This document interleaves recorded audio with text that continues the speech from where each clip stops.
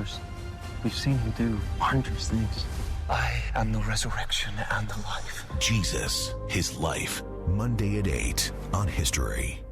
Allman here for Dr. Elira Figueroa and the Skin and Laser Institute of St. Louis. Bring out the fabulous you with comprehensive dermatological care. I had my first hydrofacial, and it was revealing, that's for sure, because it's an exfoliation process that brings out that beautiful skin of yours that's hiding underneath. She also has Botox injections, and she has microneedling, and she also can remove that stubborn fat, all safely and comprehensively. Check it out on the web, skinlaserstl.com. Common Sense Radio with Allman in the morning on 1380 and 105.3. The Answer. Give me land, lots of land, and the starry skies above. Don't fence me in.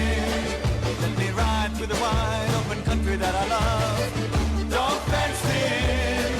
Let me be by myself in the evening breeze. Listen to the murmur of the cottonwood trees. Send me off forever, but I ask you please. Don't fence me in. Don't fence me in. Just turn me loose. Let me straddle my own saddle underneath the western skies. On my cayuse, let me wander over yonder till I see the mountains rise. I want to ride to the ridge where the west commences. Gaze at the moon until I lose my senses. I can't look at hovels and I can't stand fences. Don't fence me in. Don't fence me in. Don't fence me in. And happy Wednesday, everybody. First day of spring. We have a nice little spring drizzle out there. Heard the birds chirping this morning, and it was just it is an absolutely beautiful morning and the first day of spring. Bye-bye winter. Got a lot to talk about today, but I want to get to my buddy Jim Carafana, who has been waiting patiently for the show to start. He's in Washington, D.C. And, brother, how you doing, man? Hey, just like old times there, man. I know. What the...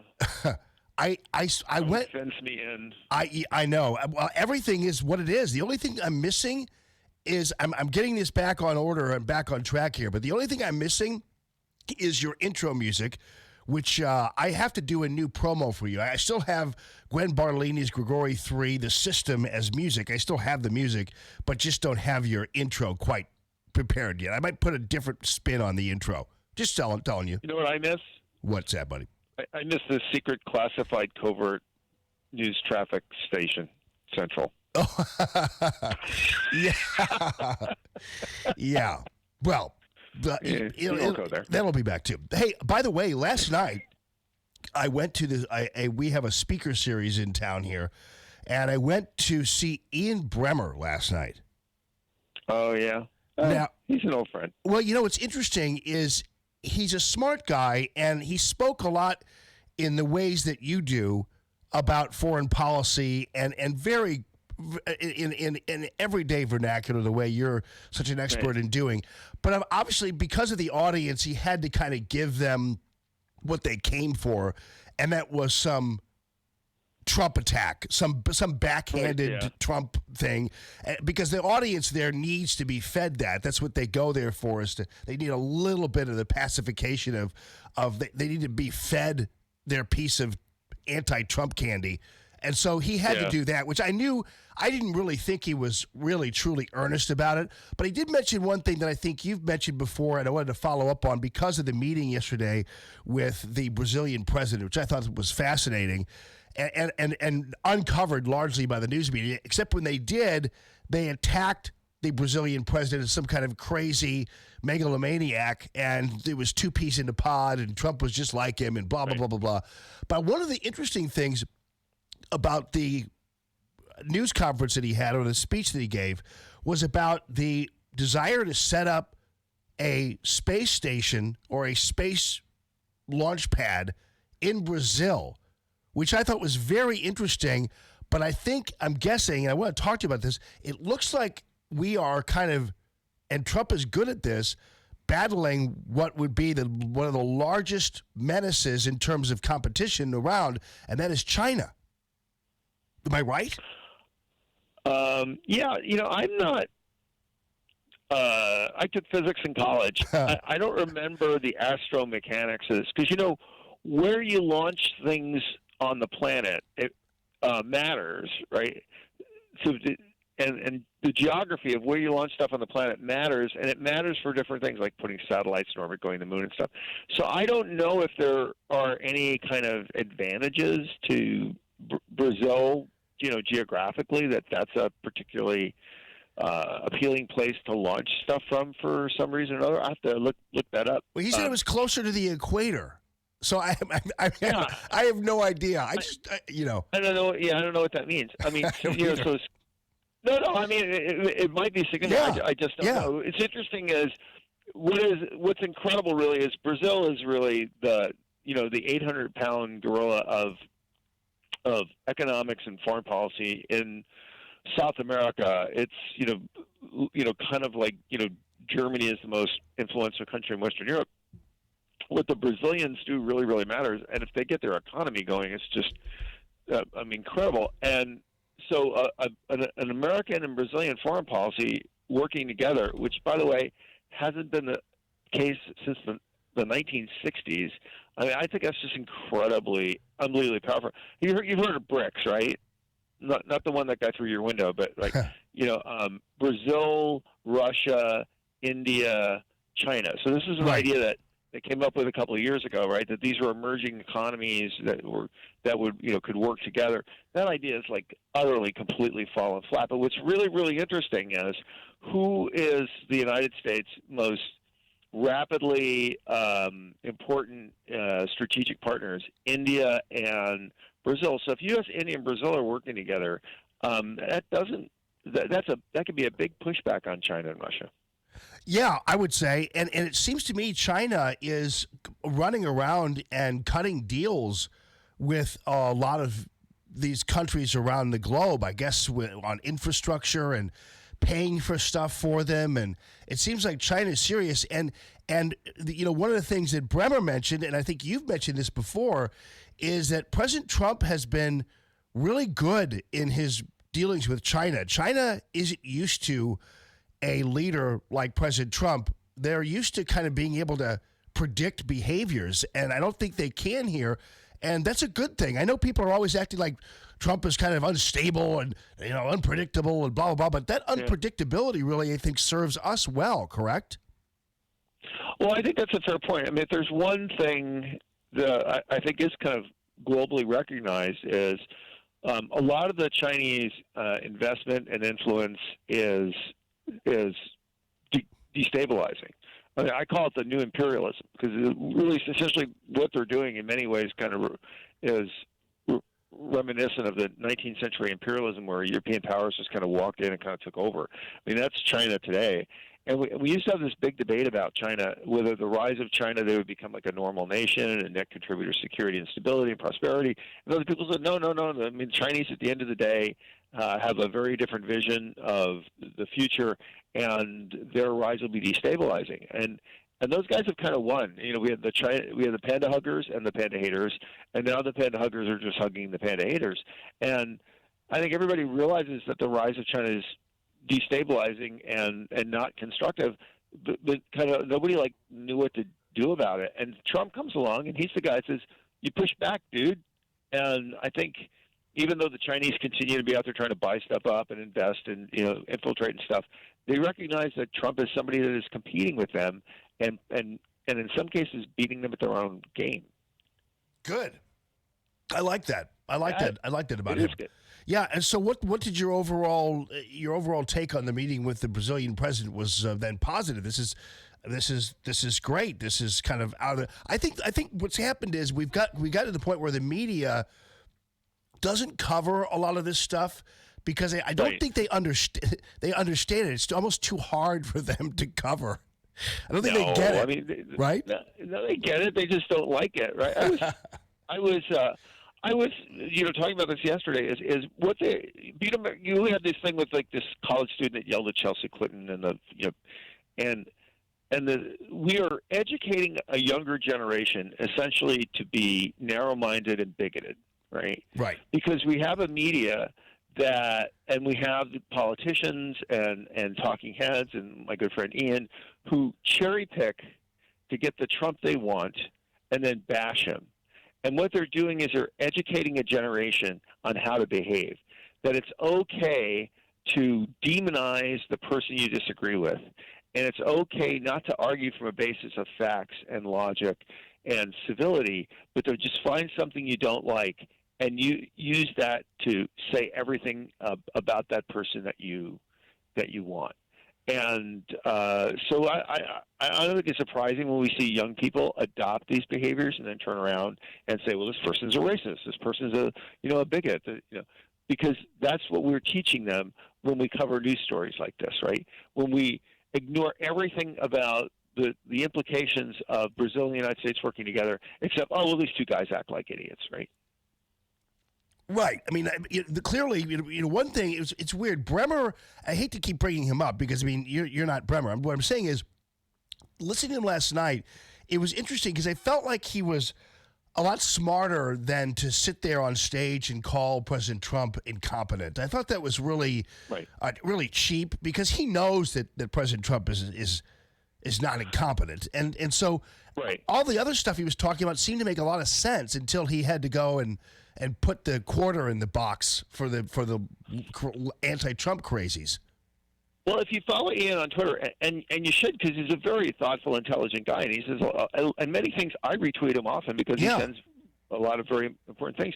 But I mean, Ian is a public intellectual, and you have to be clever, right? Right. And like when you're popular in school because you picked on the guy nobody else. I mean, that's just a shtick. Right. But, right. He was tweeting.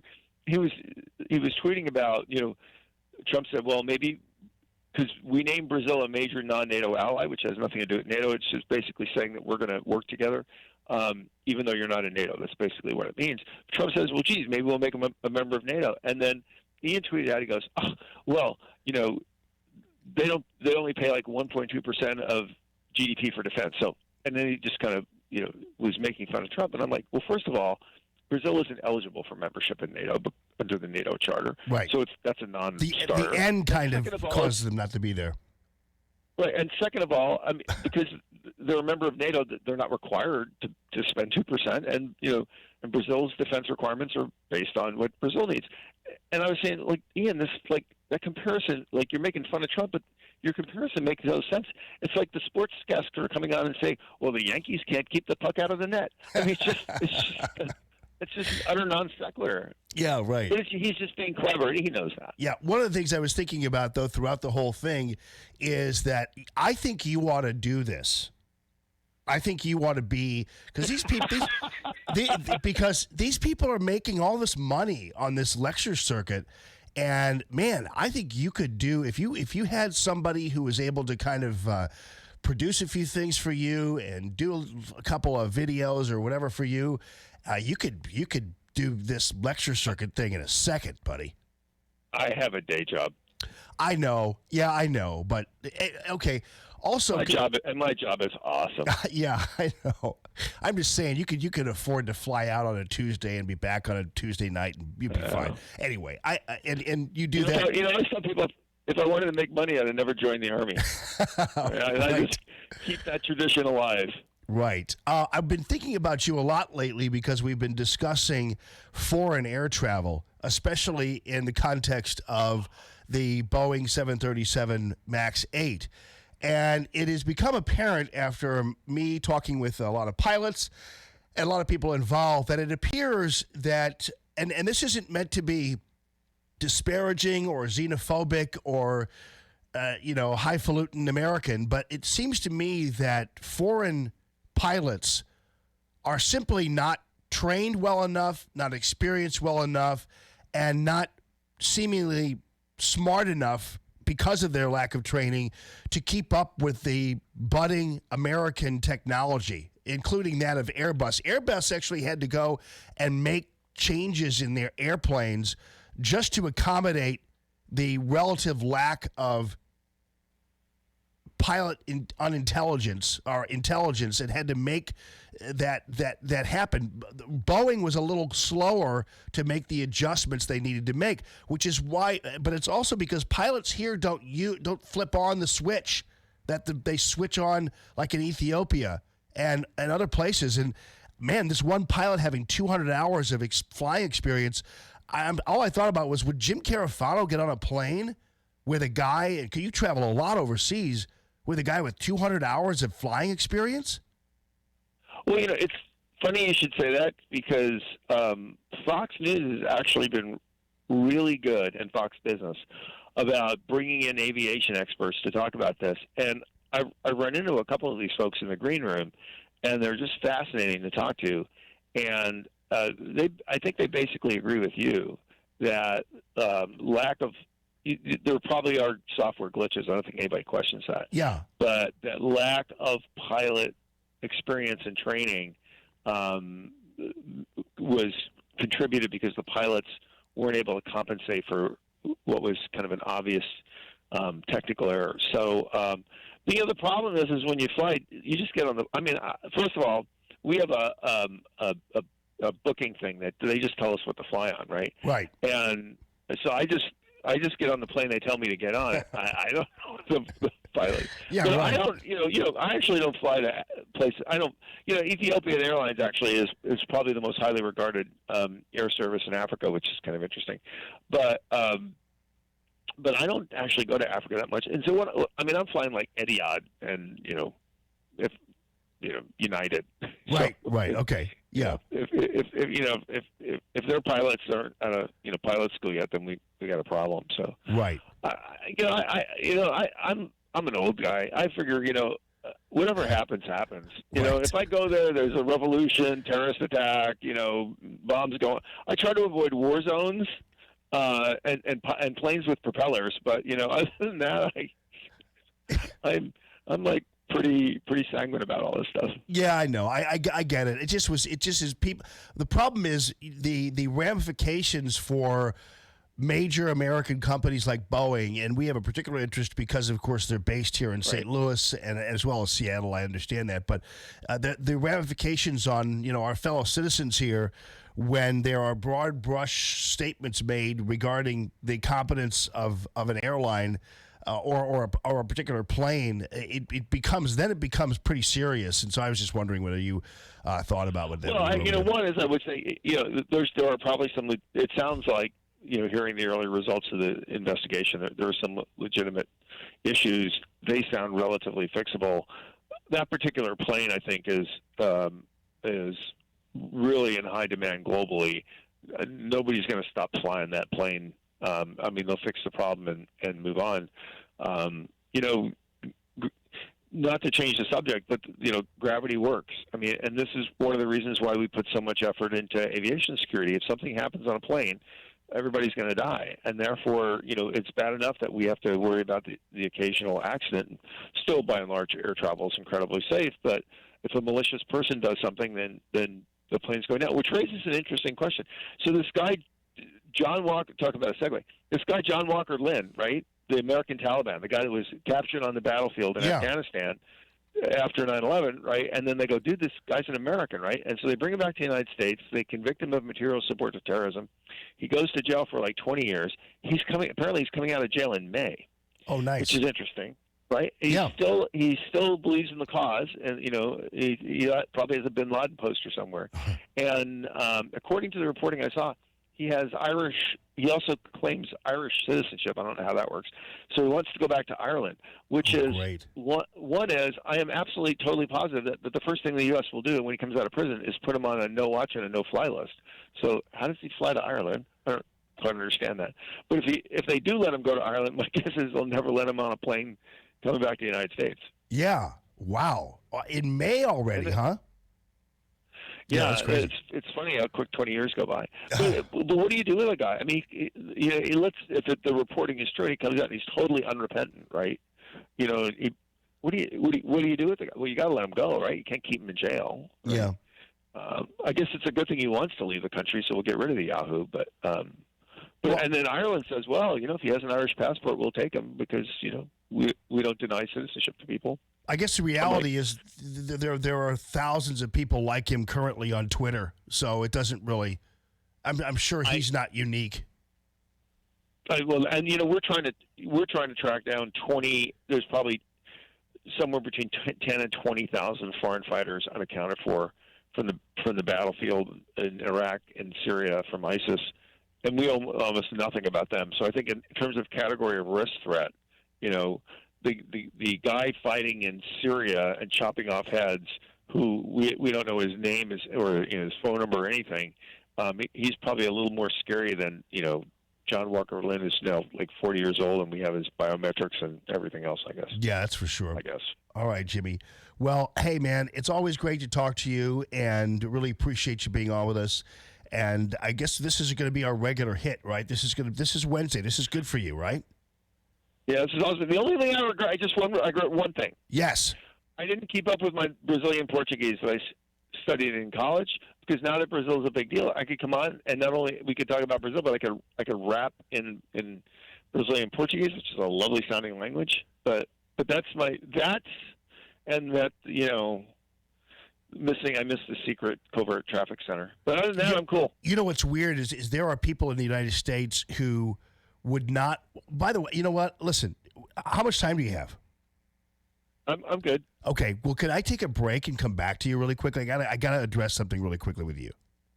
Yeah. I got about 20 minutes before my next hit. Oh, good. Okay, perfect. And I'm going to go ahead and take a break. I got to pay some bills, and then I'll come back with you because I want to talk to you a little bit about something about Brazil that you'll find fascinating. You'll love it, okay? I promise.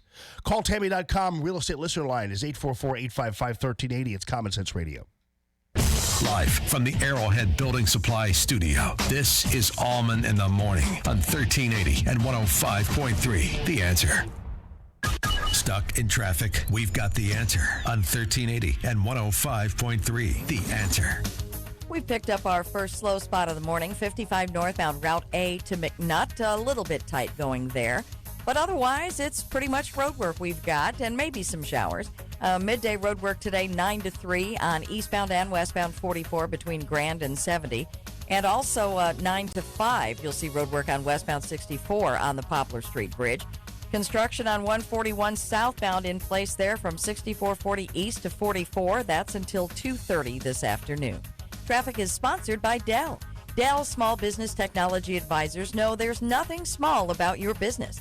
That's why they offer one-on-one partnership and reliable business PCs with Intel Core processors to help you get business done. Call 877-BUY-DELL. That's 877-BUY-DELL. I'm Bonnie Green with your St. Louis Metro traffic on 1380 and 105.3 The Answer.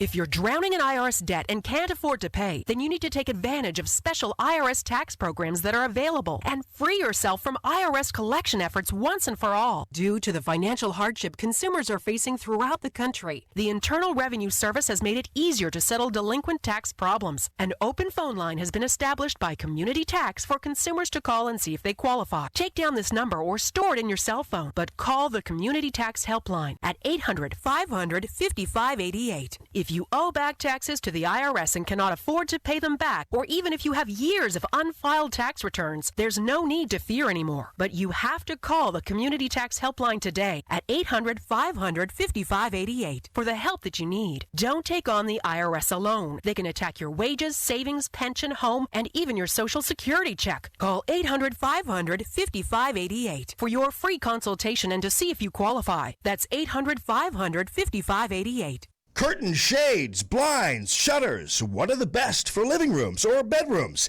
Hey, it's Allman from Allman in the Morning. I want to tell you about the quality customized service you will receive when you call my friend Michael Proctor at Proctor Drapery. Michael is an interior designer with exceptional expertise when it comes to window treatments for your home or business. Michael has served our St. Louis area since 1974 with the highest quality and value for custom drapery, blinds, shades, and shutters. He's also the top tier 5-year Hunter Douglas priority dealer and your first choice for Norman plantation shutters. Those are beautiful. Call Michael Proctor today and schedule your in-home consultation with Michael's mobile design unit. He will come to you. Weekend and evening appointments are available. The one-on-one appointment with Michael will ensure the look is exactly what you're looking for in your home or business. So cut down on the risk of error. Schedule your appointment today with Michael Proctor. Proctor spelled like doctor, ProctorDrapery.com. At Indeed, we believe a resume is a great way to see an overview of a candidate, but you're not hiring a resume, you're hiring a person. That's why we offer tools to give you a deeper sense of the people behind the paper, like skill tests, which let you actually see a candidate's abilities in action to make sure they're a good fit for the job. See beyond the resume with Indeed. Increase your visibility to great candidates with the free sponsored job upgrade on your first job posting at Indeed.com/promo. The sponsored job upgrade is a $50 sponsored job credit. Users are charged once the credit is spent or it expires. Terms, conditions, and quality standards apply. All right, people, we've got a busy morning this morning. I'm going to keep Jim on just for a few minutes longer. I got a few things to talk to him about. Plus, another local company taking a beating. This time it is Bayer Monsanto, as Roundup is determined to be cancer-causing, at least in one guy. We'll follow up on that. With SRN News, I'm Rich Thomason in Washington. The U.S. Transportation Department's Inspector General will be taking a look at how the FAA certified the Boeing 737 MAX 8 jetliner. The investigation comes after two of the planes crashed within 5 months. A father and son who fled the civil war in Syria have been laid to rest now, the first of the funerals for victims of shootings at two mosques in New Zealand. Several Midwestern states dealing with severe flooding are expecting to get more rain. Touring the flood zone the other day, Vice President Pence, he's promising that federal disaster aid is on the way. The floodwaters blamed for at least 3 deaths. It's called Zulresso, the first drug specifically developed for postpartum depression. It has won FDA approval. Wall Street, Dow futures down 9.5 points. NASDAQ futures off 2. More details at srnnews.com.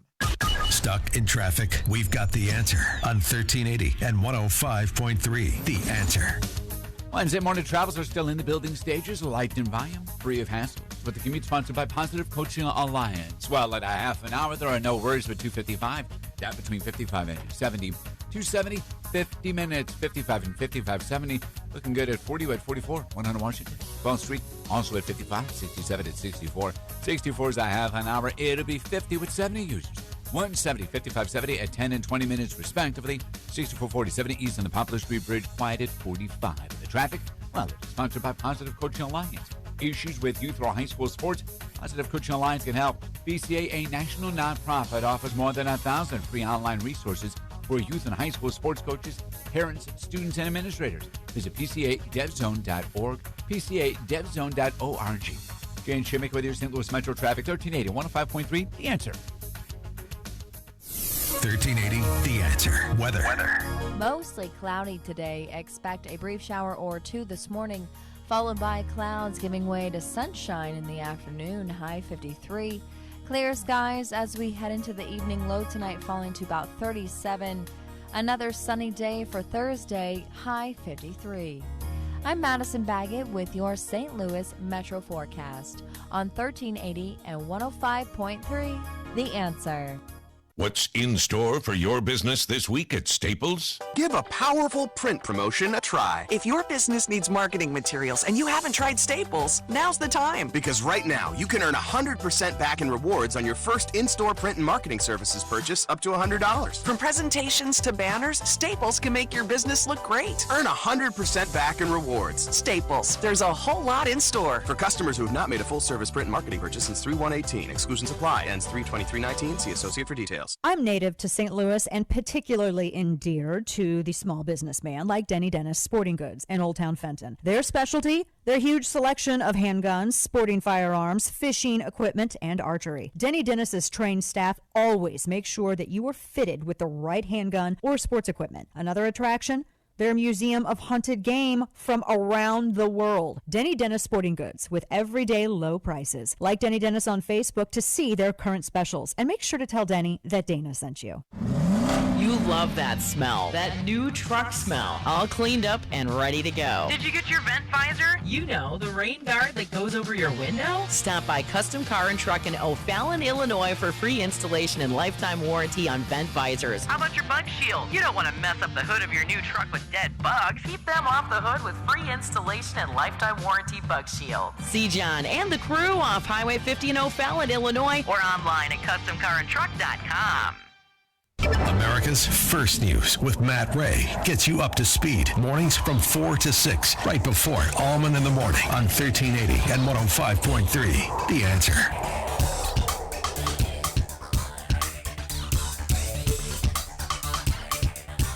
Happy Wednesday morning and the first day of spring. Thank you, Gwen Bartolini, for this beautiful sound. Grigori 3 is her band name. And she's working on a show that's going to be on the extended Radio Free Allman network called Around the Curved Table. So, loving her. But this is the original music bed for the original intro to none other than James J. Carafano, Jimmy Jim. Jimmy, how are you? You recognize that music, don't you? Yeah, so do you know why I studied Brazilian Portuguese in college? Why? So this is actually an interesting story. So when you went to West Point, how to take a foreign language, I said, and if you fail one class at West Point, you get kicked out. So I was terrified because I was terrible at languages. I said, what's the easiest language you have? They said Spanish. I said, I've already flunked that. What else you got? They said Portuguese. I go, who speaks Portuguese? Well, says they speak it in Brazil. And the reason why they taught it at West Point was because in the 50s and 60s, Brazil and the United States actually worked very closely militarily, and there were a lot of U.S. military personnel in Brazil, and they just never stopped teaching it, even after like U.S.-Brazilian relations kind of evaporated. So so I studied Brazilian Portuguese for 2 years, and then I forgot everything I learned. Wow. Well, now the story. If I'd have just kept up today, I could have been in there with the president, kind of translating and stuff. The story I wanted to tell you that is so compelling. I've never forgotten this. I've actually wanted to go there. In Brazil, for instance, there is a very popular pop singer, and her name is Lee. Actually, it doesn't sound Brazilian at all. But there's a reason why I believe Lee is her middle name or that she goes by. But the reason why her name is Lee is because she was born and she was raised in a town in Brazil called Americana. And this town in Brazil, Americana, was settled by Civil War Confederate refugees. They left the United States, formed this agrarian town there in Brazil, actually put up the first Christian church down there, and created their own community. And to this day, if you go down there, everybody who lives in Americana is a descendant of an American Confederate. So they have these big parties, and Robert E. Lee's picture is all over the joint. They name their kids after Robert E. Lee, and they have Confederate flags all over the joint, and they also have these yearly festivals where they celebrate their antebellum heritage. So for many of them as descendants, English was actually their first language, and they now, of course, speak Portuguese. But that's a town called Americana in Brazil. So there are actually a lot of stories like that around the world. A lot of Civil War veterans went to North Africa and fought as mercenaries, on both sides. And there's actually a series of books called The Blue and the Gray on the Nile. So the other interesting thing about Brazil is, do you know who else started a city in Brazil? Who? The Ford Motor Company. Ford Motor Company created an ideal city in Brazil, and with churches and everything. And, of course, it was socialism, so none of it worked. Right. Weren't there a bunch of Nazis down there at one time, too? Isn't it boys from Brazil? I think they all go to Argentina. Oh, okay. Maybe they all went to Argentina and Chile. Well, I thought there are a lot of, there's a very mixed diaspora in Latin America. A lot of Italians went there to different parts, and then of course you have Chinese population, and we hosted the new president-elect of El Salvador, who his father was Palestinian. So Latin America is much more culturally diverse than people suspect sometimes. Yeah, because there are a lot of blondes in Brazil. Never been there. Yeah, I'm just saying it's very interesting to tell you. Yeah. I believe you. Yeah, but so anyway, this meeting was largely ignored. The only person I heard really talking about it was Shepard Smith, and that was in a disparaging way about two. You might as well. It was almost like Hitler and Mussolini together, as far as he was concerned. It was really unbelievable. Marco Rubio was just tweeting about that. Just tweeting about this. He goes. I don't understand the press. They cheerleaded for Obama when he met a dictator from Cuba, and they attack President Trump when he meets a democratically elected president from Brazil. I thought that was inspired. Good for Marco. I'm glad he did that. He definitely brought that up. Okay, so just real quickly about immigration. So where are we sitting here now from the perch of the Heritage Foundation and you, who has done extensive work on the immigration issue? What is the end game here? We continue the caravan thing, I guess, is come and gone, or we see some of them still, or right. We have so many people claiming to be families now that we can't even detain them. ICE just arrests them and releases them. Even the detention space is just filled. Where it's the assault on the border. I mean, anybody that claims it's not a crisis on the border is just a whack job. So on our website, heritage.org, we did a fantastic paper. It's called An Agenda for American Immigration Reform. It covers everything we need to do: legal immigration reform, border security, what do you do with the people already here, immigration enforcement. Amazing paper, so comprehensive. I think this is going to be the signature bellwether issue of the national elections in 2020. Somebody's going to win, and then I think they will implement their agenda. And I think the choice is stark. I'm not being partisan. It's not political, but it's either open borders or not. I mean, that's what it's come down to. That's what I believe. So, but that doesn't seem to be. So how are the people who are going to be on the not side? How are we going to prevail? You go back to Civics 101. I think if there is a clear agenda that people are voting for, and that's why I think one of the things that we try to do is to write a report which reflects all the common sense things American could get behind. And if that's what we're debating over, the kinds of things we're debating over, and we're making those choices, and the American people send a clear signal on that, then I think if you have a president and a political party that control both houses of Congress, you can implement that agenda. I think Americans have to choose. I mean, there is no halfway here. It's like the thing with Solomon and cutting the baby in half. I mean, we can't do like they get some, we get some, because you can't have a coherent policy that way. We're either going to have open borders, and anybody that wants to come here and stay gets to do that, or we're going to have a controlled system. We can't have both, and Americans need to decide, because the default is we're just going to have open borders.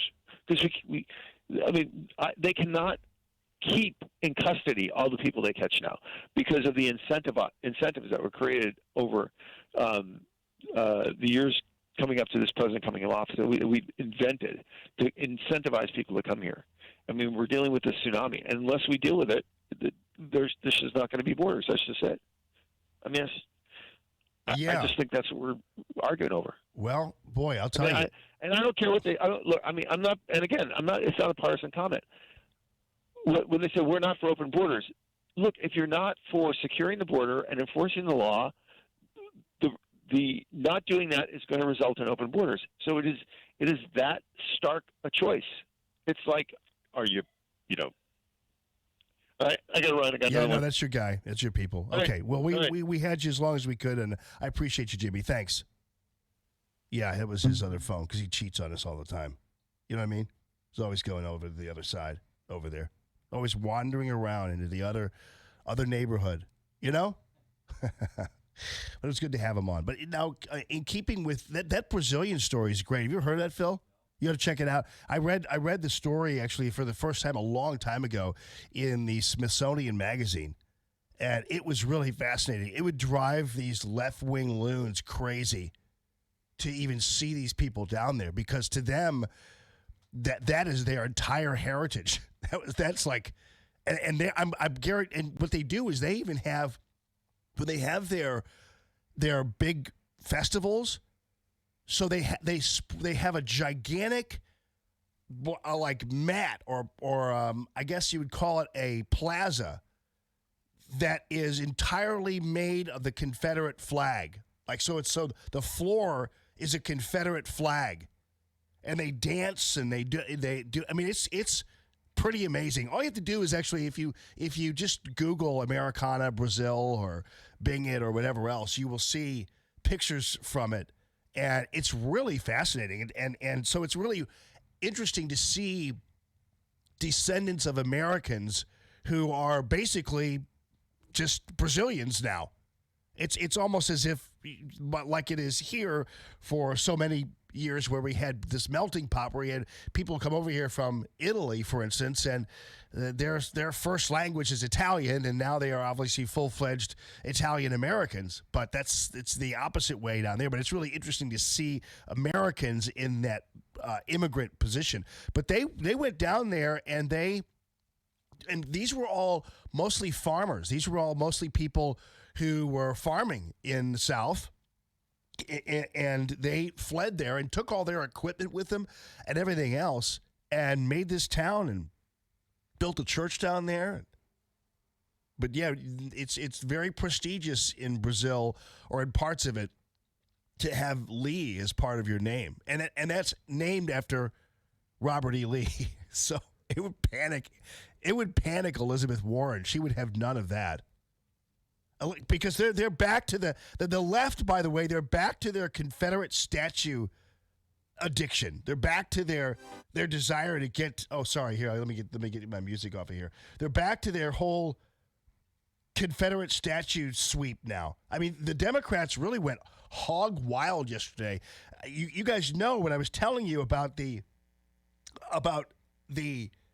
situation regarding the Electoral College, you realize that became a big story yesterday, and it became a big deal because that's all people were talking about, were desires to try in some way, shape, or form to change the Electoral College, and they want to either abolish it or turn it into an amalgamation of the national vote mixed in, where they divvy up the delegates based on a national vote.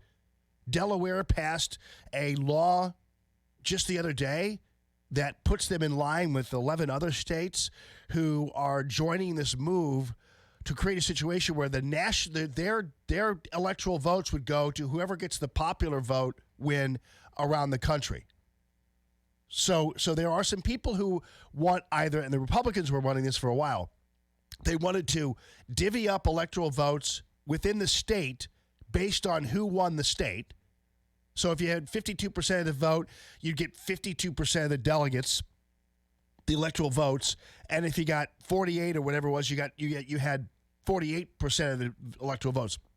These other people want, for instance, a situation where the national popular vote getter gets the electoral votes from that state, which is really weird. First of all, you're completely handing over.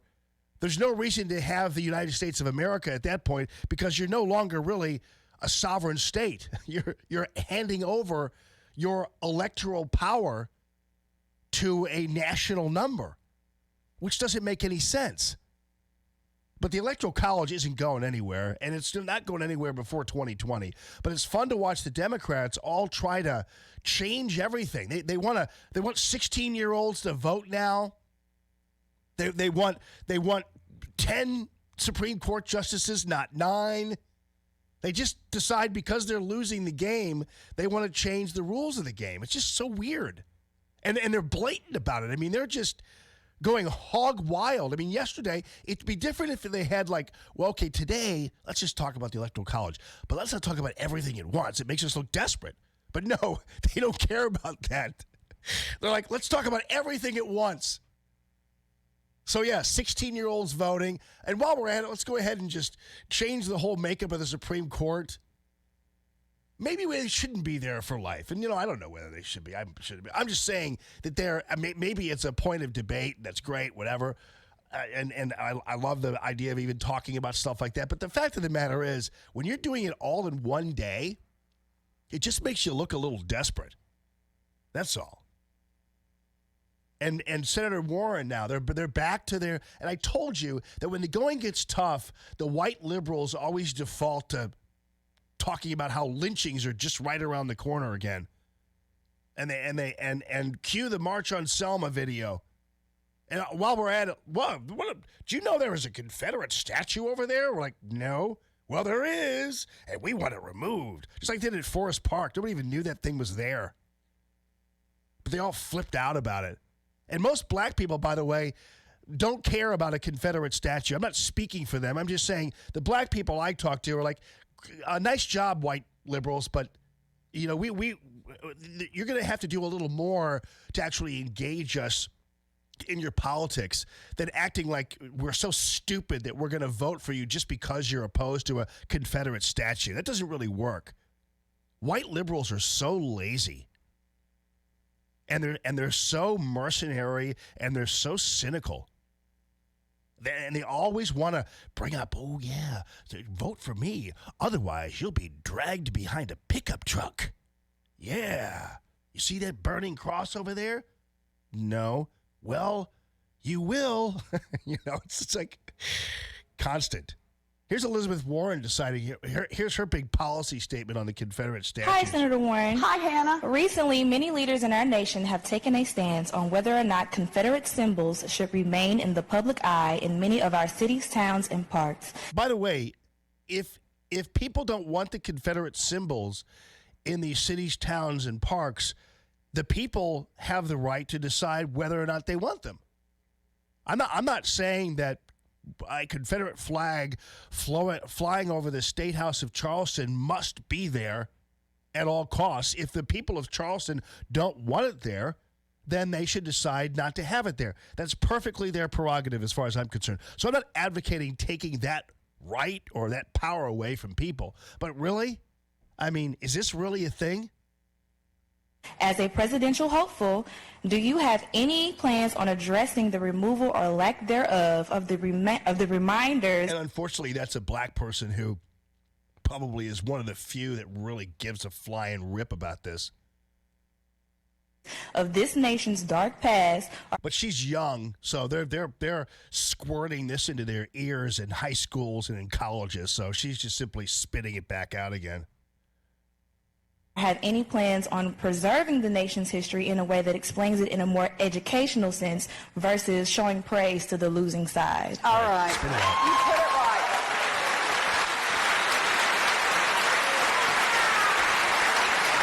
As a Native American, I agree. So I would support removing Confederate celebrations from federal lands and putting them in museums where they belong. That's right. Thank you. Yeah, that'll increase your wages and create more jobs. You just keep squawking and babbling on about Confederate flags and Confederate celebrations. Where are Confederate celebrations on federal lands, by the way? Has there been a Confederate celebration on federal land anywhere, really? To my knowledge, I haven't. I missed that parade. Sorry. Hey, your phone calls are open right now. Your phone lines are. CallTammy.com. Real estate listener line is 844-855-1380. It's Common Sense Radio. More Allman in the Morning coming up on 1380 and 105.3. The Answer. Stuck in traffic? We've got the answer on 1380 and 105.3. The Answer. Well, we've got rain in the area now, and we've got just one slow spot. 270 northbound, Big Bend to Manchester, your only delay. Otherwise, we've got some construction, quite a bit of it. Your on-ramp from Lucas and Hunt to westbound 70, that's closed with road work until 2 o'clock.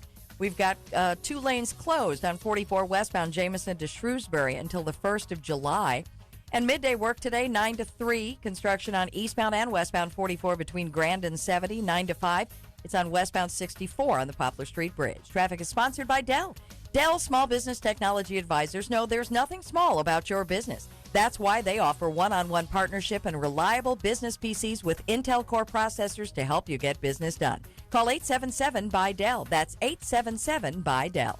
I'm Bonnie Green with your St. Louis Metro traffic on 1380 and 105.3 The Answer. Hi, it's Mike Gallagher. As freedom-loving Americans, the right to keep and bear arms for our own self-defense is one of our most cherished rights. Join host Mark Walters right here every week on Armed American Radio for hard-hitting talk about your right to carry a gun for self-defense and everything else related to concealed carry and the defense of our Second Amendment. I fill my prescription for freedom right here with Mark Walters on Armed American Radio. Armed American Radio, Sunday nights at 7 on 1380 and 105.3 The Answer. Imagine doing one thing that gives you an entirely different perspective about your place in the world. Think it would be worth it? Dennis Prager here inviting you to join me for a 10-day Stand With Israel tour, a tour through the land of Israel in December 2019. Come with me to get firsthand insight into Israel's fascinating past and promising future. Walk the ancient temple steps, sail on the Sea of Galilee, and so many more unforgettable moments. Return home inspired, renewed, and empowered. If you've ever dreamed of seeing Israel, this is your opportunity. With expert guides and important lectures at key sites, we'll be together in the comfort and safety of luxurious accommodations the whole time. Join me for a life-changing adventure to give you a renewed sense of purpose. Join Dennis Prager and Mike Gallagher for an unforgettable guided tour through Israel this December 2nd through 11th. Book your trip now at theanswerstl.com. Did you know that every dollar you put into a piece of real estate makes you money 5 ways? Cash flow, money in your pocket each month. Equity capture, the thousands of dollars you create when you have the right team and buy the right property using the right map. Appreciation, real estate doubles in value about every 20 years. Equity buildup, renters pay down your mortgage each month. And finally, the tax advantage. We pay almost no taxes on our cash flow and capital gains. These are the 5 ways we make money in real estate, which is why real estate accounts for more millionaires in the world today than any other investment vehicle. You should have some real estate in your portfolio. To learn how, attend one of our free workshops. Call 866-971-8970 or go to 5wayswemakemoney.com and register for the next available workshop. That's 866-971-8970 or go to 5wayswemakemoney.com. KXFN, St. Louis, K287BY, St. Louis.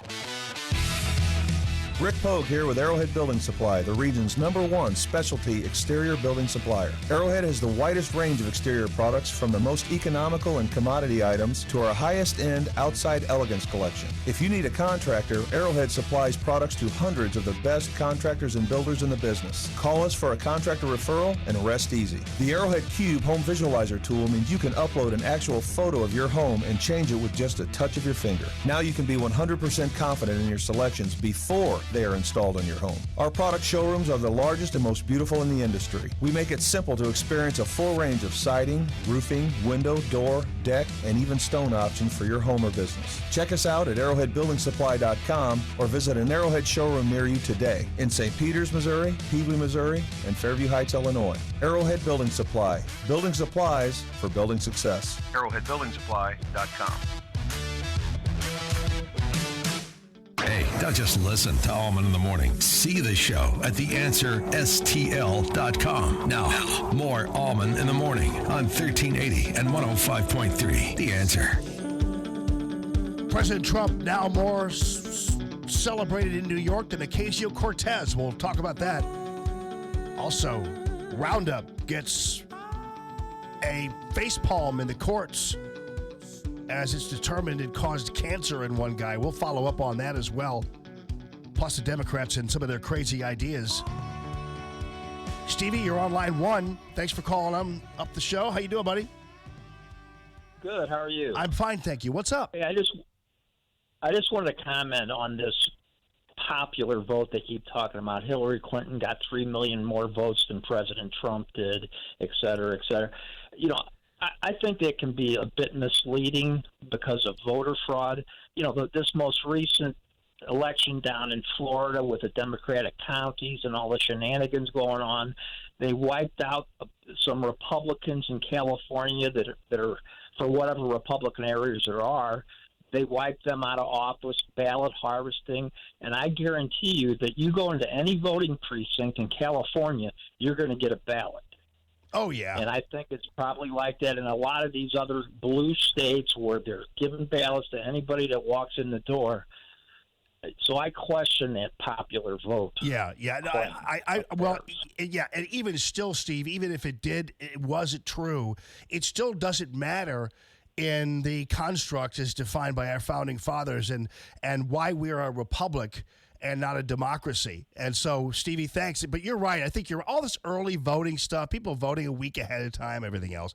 The Democrats now wanting 16-year-olds to vote. It's just, they're just trying to change the rules of the game. I'm surprised people haven't come up with the idea yet, and they will, though, that, it was the Electoral College that gave us slavery. Like, it was? Yeah, it was. It's racist. Why is that? Just because. Look at this film of Selma. What do you mean? Well, look at those people being sprayed with fire hoses. Electoral College statues. Yeah, all over the joint. Watch out. They're going to come get you if you don't vote Democrat. That's how the game is played, people. All right, coming up, Jazz Shaw's going to be on with us, too. Will Joe Biden be announcing a running mate soon? Jazz actually thinks maybe that's going to be a tactic. We'll talk about that, too, and your phone calls are welcome, 844-855-1380. News this hour from townhall.com. I'm Rich Thomason. Flood-stricken parts of the Midwest, not out of the woods yet. More rain is in the forecast across several states. Iowa Governor Kim Reynolds says one city in southwest Iowa especially hard hit. I sat with the people in Hamburg who have lost 2/3 of their town to floodwaters. Their water and sewer facilities have been compromised, and the destruction to the ag community just in that small area alone is devastating. Vice President Pence, who toured the flood zone yesterday, says federal disaster aid will be forthcoming quickly. Preparing for the wildfire season in California. Cal Fire personnel running a wood chipper as they clear away dead wood that could feed the flames of a wildfire. What we're doing is we're treating the ridgeline by reducing the impact a fire might have. Cal Fire Battalion Chief Mike Matheson. After 3 days, a fire at a chemical storage facility southeast of Houston is finally out. But the massive plume of heavy dark smoke released by the burning chemicals at the tank farm is still evident, and that worries residents of Deer Park. Will American troops be going to Venezuela? President Trump not ruling it out. All options are open. I think of all possibilities. All options are open. We'll see what happens. Mr. Trump calling Venezuela's socialist president a Cuban puppet, saying that Nicolas Maduro has got to go. Boeing is pledging cooperation with an investigation into how the FAA certified its 737 MAX 8 jetliner. The Transportation Department's Inspector General will look into the certification process after 2 MAX 8s crashed within 5 months. On Wall Street this hour, stock futures are higher. Dow futures up about 25 points. NASDAQ futures better by 7, and S&P futures up 1 point. More on these stories at townhall.com. Stuck in traffic? We've got the answer on 1380 and 105.3. The Answer. We're looking at a couple more slow spots now. 270 northbound, holding on to that delay, Big Bend to Manchester.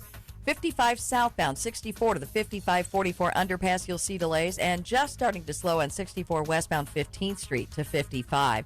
We do have the on-ramp from Lucas and Hunt to westbound 70 closed with road work until 2 o'clock again today.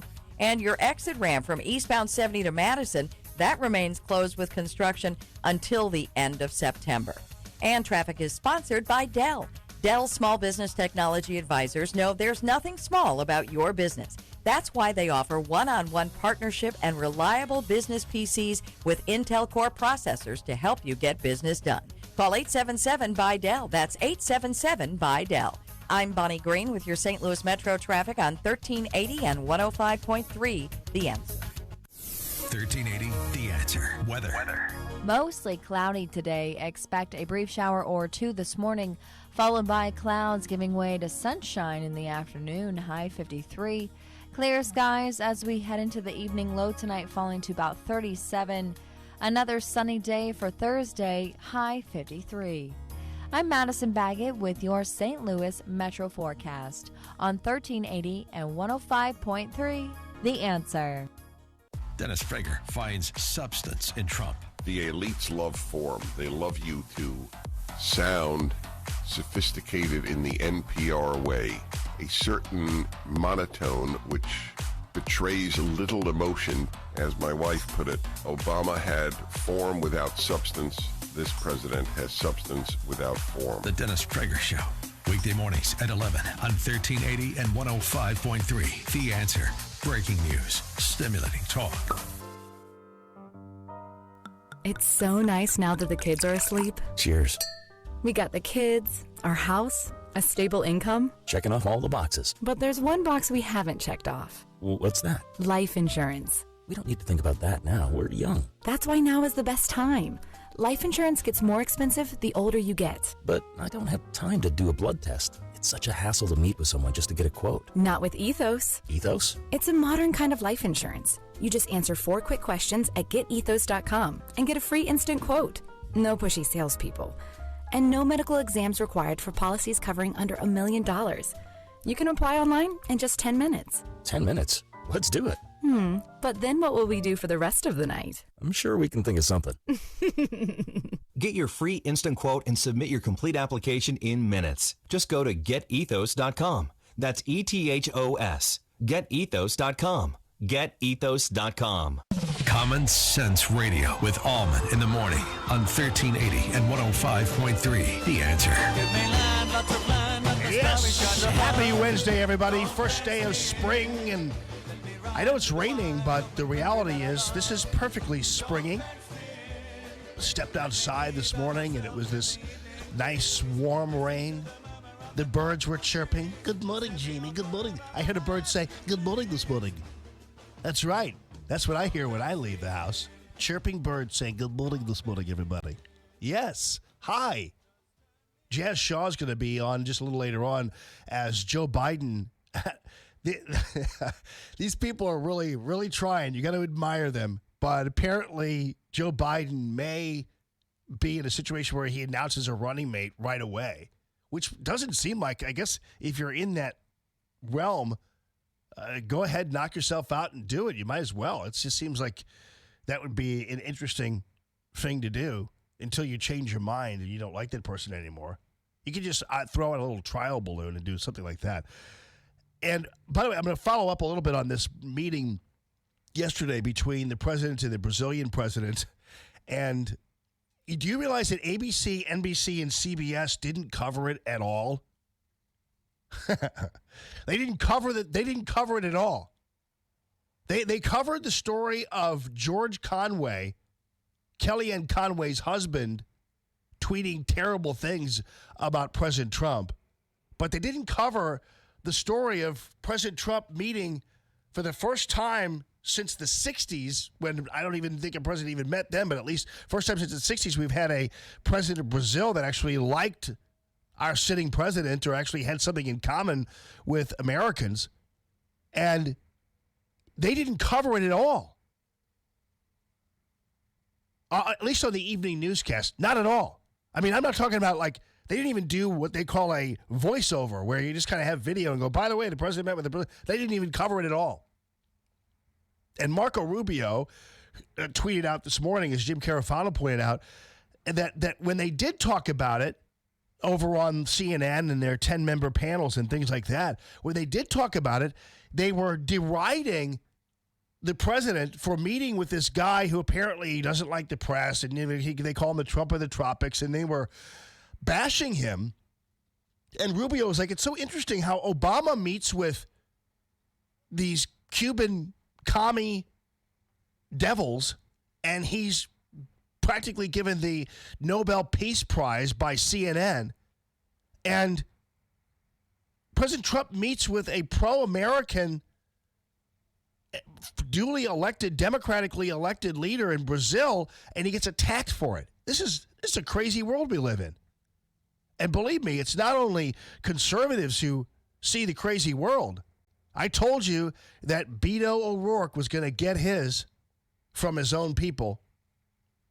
That Beto O'Rourke was going to be able to kind of fly around like a fruit fly for just a little bit, but be reminded quickly that he's got about a 24-hour lifespan, because it wasn't long before they started to talk about his shortcomings, mainly his biggest shortcoming, and that is that he's white. You imagine? You imagine if any news operation was like, yeah, but you know what? He is a black male. It's like, you'd be derided. You'd be kicked off the air. This is a mashup from my friends over at Newsbusters of CNN referring to Beto's white maleness 52 times in one day. I don't think this video has all 52 of them, but it gives you a good indication of, I knew that these people were going to turn on him eventually. He was way too cookie cuttery and way too RFK for them. This is not their agenda. Especially when Beto O'Rourke was saying, I'm not going to be negative. They're like, no, that's not going to work. We need to be negative. It's weird when the news organizations are a lot more aggressive and negative than the politicians are. It's pretty crazy.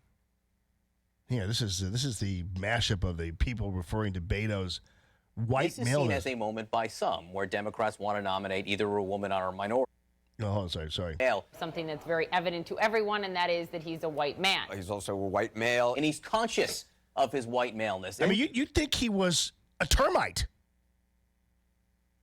You think he was Godzilla, but he's just a white male, like he's got some kind of disease. They may not be open to another white male. Another white male. Another white male. A lot of the And I love it how it's mostly white people who are saying this. At least black people have a level of temerity when it comes to these kinds of things, because they know that sometimes, even though many of them are guilty of it, but they know the pitfalls of race identity every time you turn around. They've heard Joe Biden say, for a black guy, he's very articulate. It's like they don't like that. So sometimes the more fairer ones don't turn around and then do the same thing. But it's mostly white people. I told you the white liberal is quite possibly one of the most dangerous pieces of the American pie. I'll tell you that. Boy, are they destructive. A lot of the energy in the party right now is not for a white man. Vulnerability is running as a white man. As a white male. Being a white man, something he can't. These are all white people doing this. Being a white man who says, These are all people who have been infected with white liberal guilt. I was born to do this. Gosh, to say that, it just sort of drips of. By the way, when you say, I still don't understand, and I know this is kind of old news to all of you, but I was born to do this. How is that turned around into something of white privilege? I just don't understand that. I'm thinking of Born to Run and Born to Be Wild. I was born to do. I mean, isn't that a generally accepted colloquialism? I thought it was like something people said all the time. I actually never said that, but I know I've heard people say it. I was born for this job. Like, that seems to be a very innocuous, normal statement. Listen to me defending Beto. I think I've done it like numerous times, but I'm finally like, dude, us white people have to stick together. I'm just kidding. But what I'm saying is, well, I mean, maybe it's true. I mean, honestly, sometimes you got to just come up and say, this is ridiculous. Beto O'Rourke benefited from white privilege. One of the big debates is whether 2020 is. By the way, just as an example, and I want you to. We talk about privilege, and I've talked about this before, like black privilege, whatever. Ask if you. I did this a while back with Aiden, and I wasn't trying to get all race with him, but I wanted to just simply ask him as a point of curiosity. I said, what percentage of the population do you think is black? And I'll bet you this morning, if you ask your teenager, 14 or 15 years old, if you ask them what percentage of the population is black, I bet you they won't accurately give you the number. So Aiden's answer was like, I don't know, 55%, something like that. I said, no, 11.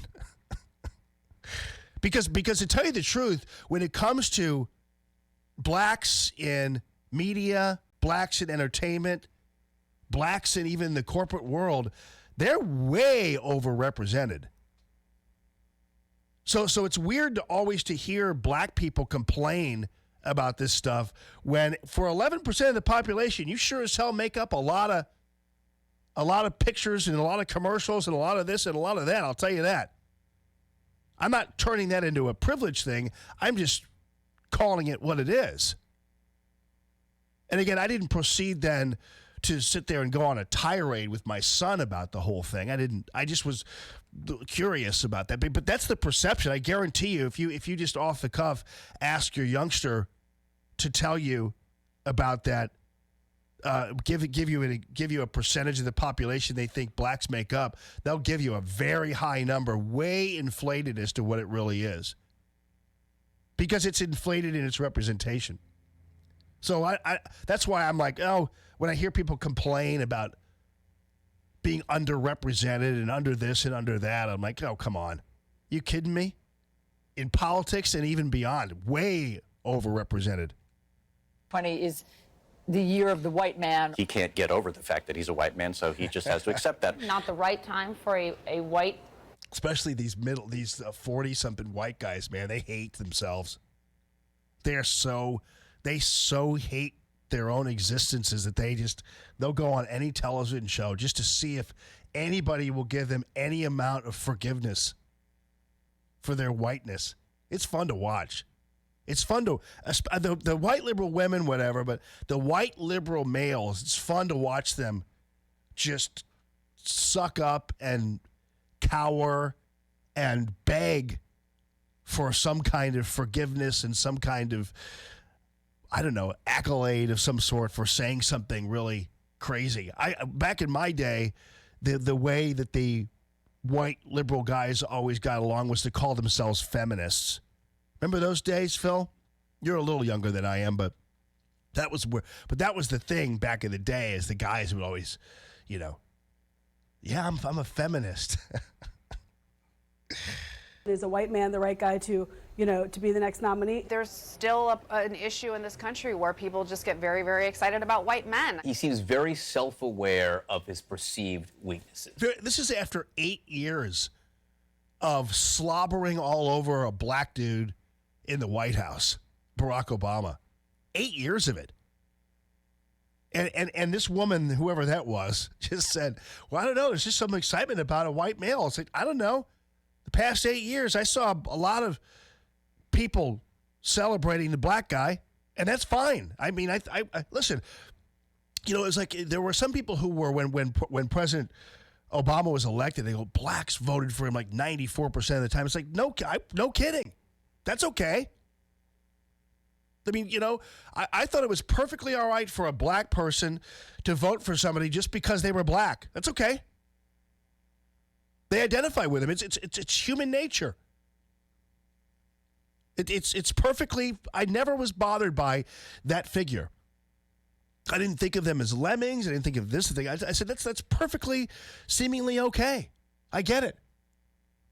I think it's okay when black kids and white kids sit separately in a cafeteria because they happen to be kind of IDing with each other. I don't know. I mean, I don't think you can force that on anybody. I thought it was interesting when I went to U City High, and it was like 80% black. But it was weird. Blacks and whites, you could go an entire day without ever seeing, if you were white, ever seeing a black person, and you were black, ever seeing a white person. It was possible to do that. Because we had, for instance, there was one hallway where all the white people's lockers were, and there was another hallway where all the black people's lockers were. And then there was at lunch, blacks were hanging out with whites and whites were hanging out with blacks, but there were some blacks just hanging out with blacks and some whites just hanging out with whites. I ran for class president with the black chick, Phyllis. I was bipartisan in that sense. We lost. They would have none of that at U City High, a mixed race president couple. So, I mean, again, people just choose. These people were smart, normal, average, everyday people who weren't into identity politics or any of that kind of stuff. They just were living their lives. It's okay. Perceived weaknesses. In this case, the fact that he's a white male. And it's funny because you can look on the faces of these white guys when they do that, and you can tell that they think that they're really gaining ground with the people they're around the table with on their little 9-member panels. And so when the white liberal guy, when you look at that tape, you can find it on Newsbusters right now. When you look at that tape, look at how who is that guy? When you look at the tape, if you guys are watching the Facebook page, I know many of you are just listening, but Phil has this random white dude up on the screen. Yeah, it's me. No, I'm just kidding. There's another guy up there. But I mean, you can tell when they talk about this that they're really they're thinking that they're going to get some kind of approval from whoever they're with, and they when they talk about it, it's really interesting to watch kind of their body language and stuff, because they're really saying it and thinking somebody's going to say, "Oh wow, you're an awesome white dude. That was really good how you just demeaned yourself. Good boy. Here's your biscuit." Yeah. Amazing. I love watching this stuff. All right, coming up, it's been a tough week for big St. Louis companies. Boeing taking it on the chin over this situation regarding the airplane, which I still think is way overblown. And I still don't believe that the airplane should have been grounded. I think the real problem are these undertrained idiots from foreign countries flying the airplanes who can't figure them out. I think that's really what the main problem is, even though obviously there is a software issue, but you're supposed to be trained to get past some of that stuff. But there's a story behind the story on that, and especially relating to what Airbus did compared to what Boeing did. But anyway, it's been a hard week for Boeing, and now it's going to be a hard rest of the week for Bayer, otherwise known as Monsanto. And I'm sure after this jury finding that Bayer's Roundup caused cancer in this guy, Bayer's like going, "Oh, whose idea was it again to buy Monsanto?" Because it's going to cost them dearly. So we'll follow up on that. And your phone calls are welcome. Call the Tammy.com real estate listener line at 844-855-1380. This is Common Sense Radio. More Allman in the Morning coming up on 1380 and 105.3. The Answer. Stuck in traffic? We've got the answer on 1380 and 105.3. The Answer. We're looking at a few slow spots out there, but most importantly, no accidents right now. You do have some wet roads. 270 northbound Tesson Ferry to Manchester. That's still very slow. Westbound side 367 to West Florissant. You'll see a backup. 55 southbound's got a little bit tighter. 64 to the 5544 underpass slowing, and 64 westbound 25th Street to 55. Right lane closed on 255 eastbound at Jefferson Barracks Bridge with construction until 3 o'clock. Traffic is sponsored by Dell. Dell Small Business Technology Advisors know there's nothing small about your business. That's why they offer one-on-one partnership and reliable business PCs with Intel Core processors to help you get business done. Call 877-BUY-DELL. That's 877-BUY-DELL. I'm Bonnie Green with your St. Louis Metro traffic on 1380 and 105.3 The Answer. Super proud to be partnering up with Tammy Mitchell-Hines and Company. Tammy Mitchell-Hines, to me, when I met her for the first time about 2.5 weeks ago, I met her for the first time, but it's not the first time I'd ever heard of her because she was a celebrity of sorts and still is to me, hearing her name all over the place and knowing how great she is in the real estate business and how great she treats her people, and her name is so recognizable. I've heard her on the radio and beyond, so it was always kind of one of those things where it's like, wow, I'm humbled by the fact that you actually want to be part of the Allman in the Morning show. So it was a great mix. I like to call her my sister from another mother, just like sometimes you call people brother from another mother. But we kind of just hit it off right away in meeting together because I really am a huge fan of her business and her energy and her passion and the passion that she actually teaches and conveys to her people who are working with her, the and company part of the Tammy Mitchell-Hines and Company. And that's why they are selling 30 homes, pretty much a house every 30 hours. That's a pretty amazing feat when it comes to selling homes and buying homes for that matter. So it doesn't matter what you are looking for. It doesn't matter what the price of your home happens to be.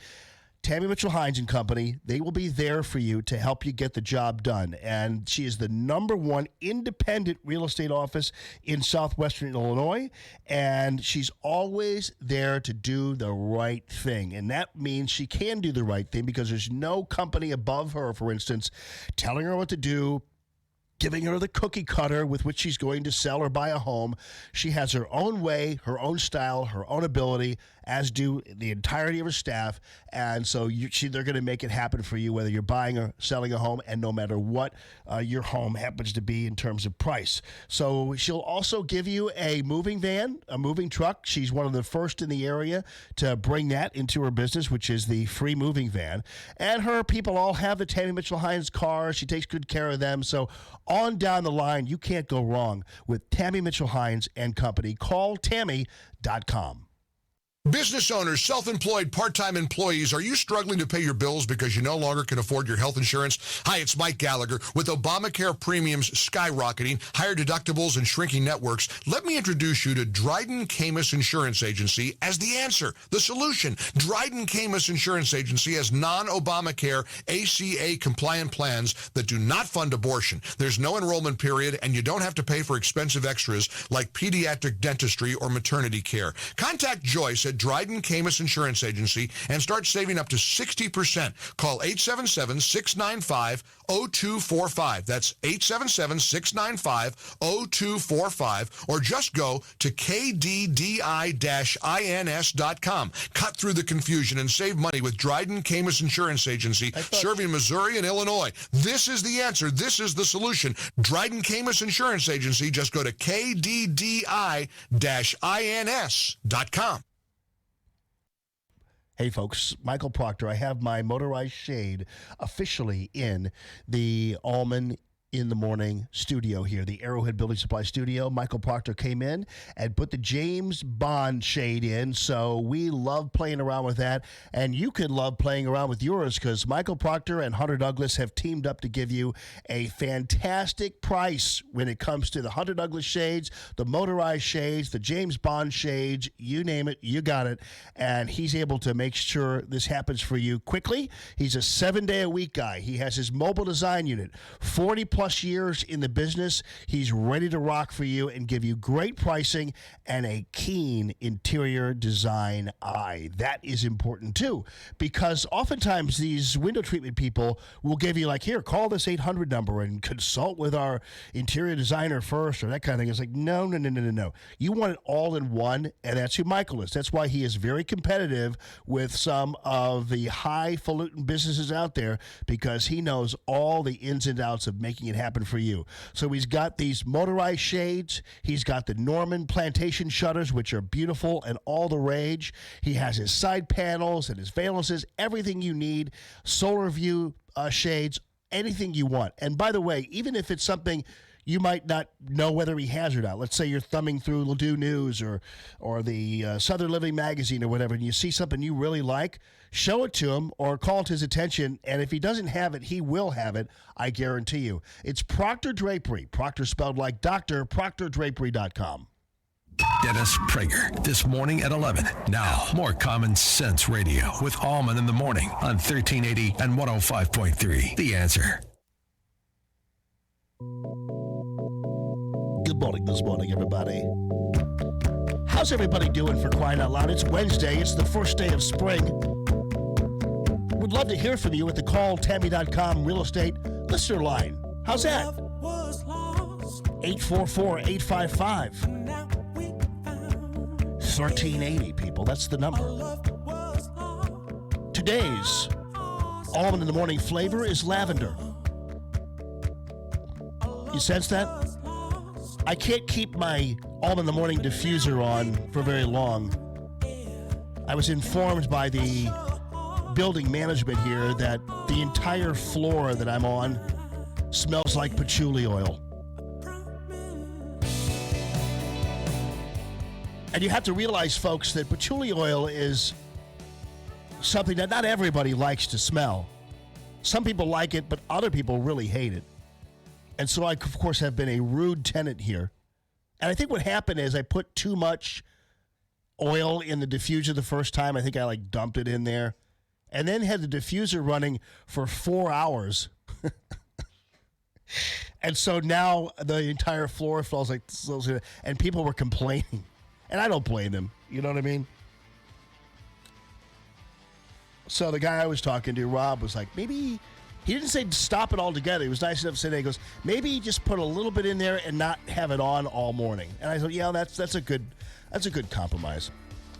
So, sorry for drowning you in patchouli, people. I'll make it up to you with lavender. How does that sound? Spray.com. With SRN News, I'm Rich Thomason in Washington. Flood-stricken parts of the Midwest, not out of the woods yet. More rain is in the forecast across several states. Vice President Pence toured the flood zone yesterday. He says federal disaster aid will be forthcoming quickly. After several days, fire at a chemical storage facility southeast of Houston is finally out, but the massive plume of heavy dark smoke released by burning chemicals at the tank farm is still evident, and that worries residents of Deer Park. Will American troops be sent to Venezuela? President Trump is not ruling it out. He says all options remain on the table. Mr. Trump calling Venezuela's socialist president a Cuban puppet. He says that Nicolas Maduro has got to go. On Wall Street this hour, stock futures are higher. Dow futures up about 21 points. NASDAQ futures better by 6. S&P futures 1 point higher. More details at srnnews.com. Stuck in traffic? We've got the answer on 1380 and 105.3. The Answer. Well, despite wet roads, we're not really adding to our troubles on those roads. 270 northbound is still pretty tight. Gravois to Manchester. Westbound side, 367 to West Florissant, you'll see delays. 55 southbound, 64 to the 5544 underpass, a pretty good-sized delay there. And 64 westbound, 25th to 55. We do have a right lane closed on 255 eastbound at Jefferson Barracks Bridge. That's until 3 o'clock. And the on-ramp from Lucas and Hunt to westbound 70 closed with roadwork until 2. Traffic is sponsored by Dell. Dell Small Business Technology Advisors know there's nothing small about your business. That's why they offer one-on-one partnership and reliable business PCs with Intel Core processors to help you get business done. Call 877-BY-DELL. That's 877-BY-DELL. I'm Bonnie Green with your St. Louis Metro traffic on 1380 and 105.3 The Answer. 1380 The Answer. Weather. Mostly cloudy today. Expect a brief shower or two this morning, followed by clouds giving way to sunshine in the afternoon, high 53. Clear skies as we head into the evening, low tonight falling to about 37. Another sunny day for Thursday, high 53. I'm Madison Baggett with your St. Louis Metro forecast on 1380 and 105.3 The Answer. Joe Walsh says 2020 can be an easy win for Trump. Look, the Dems are going kind of cuckoo on a whole bunch of issues. Get rid of private health insurance. Give everybody a livable wage. Everybody go to college for free. This is not complicated. If 2020 is about how crazy ass these Democrats are, Trump can win. The Joe Walsh radio program. Weeknights at 8 on 1380 and 105.3. The Answer. Breaking news. Stimulating talk. Have you tried digital marketing but don't know if it's getting you customers? Got different companies running your web design, social media marketing, and geofencing, but not sure which is working and which is a waste of your dollars?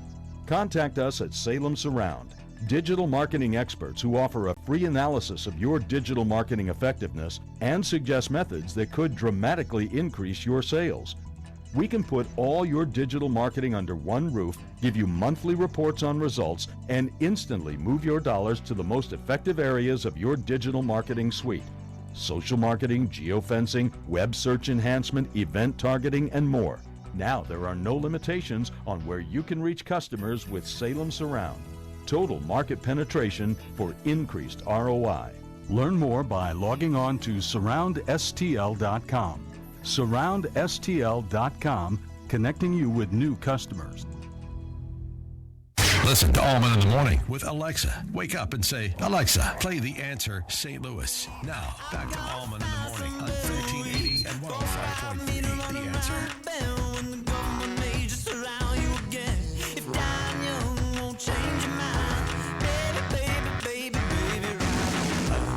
Good morning, everybody. Good morning this morning. Good morning this morning.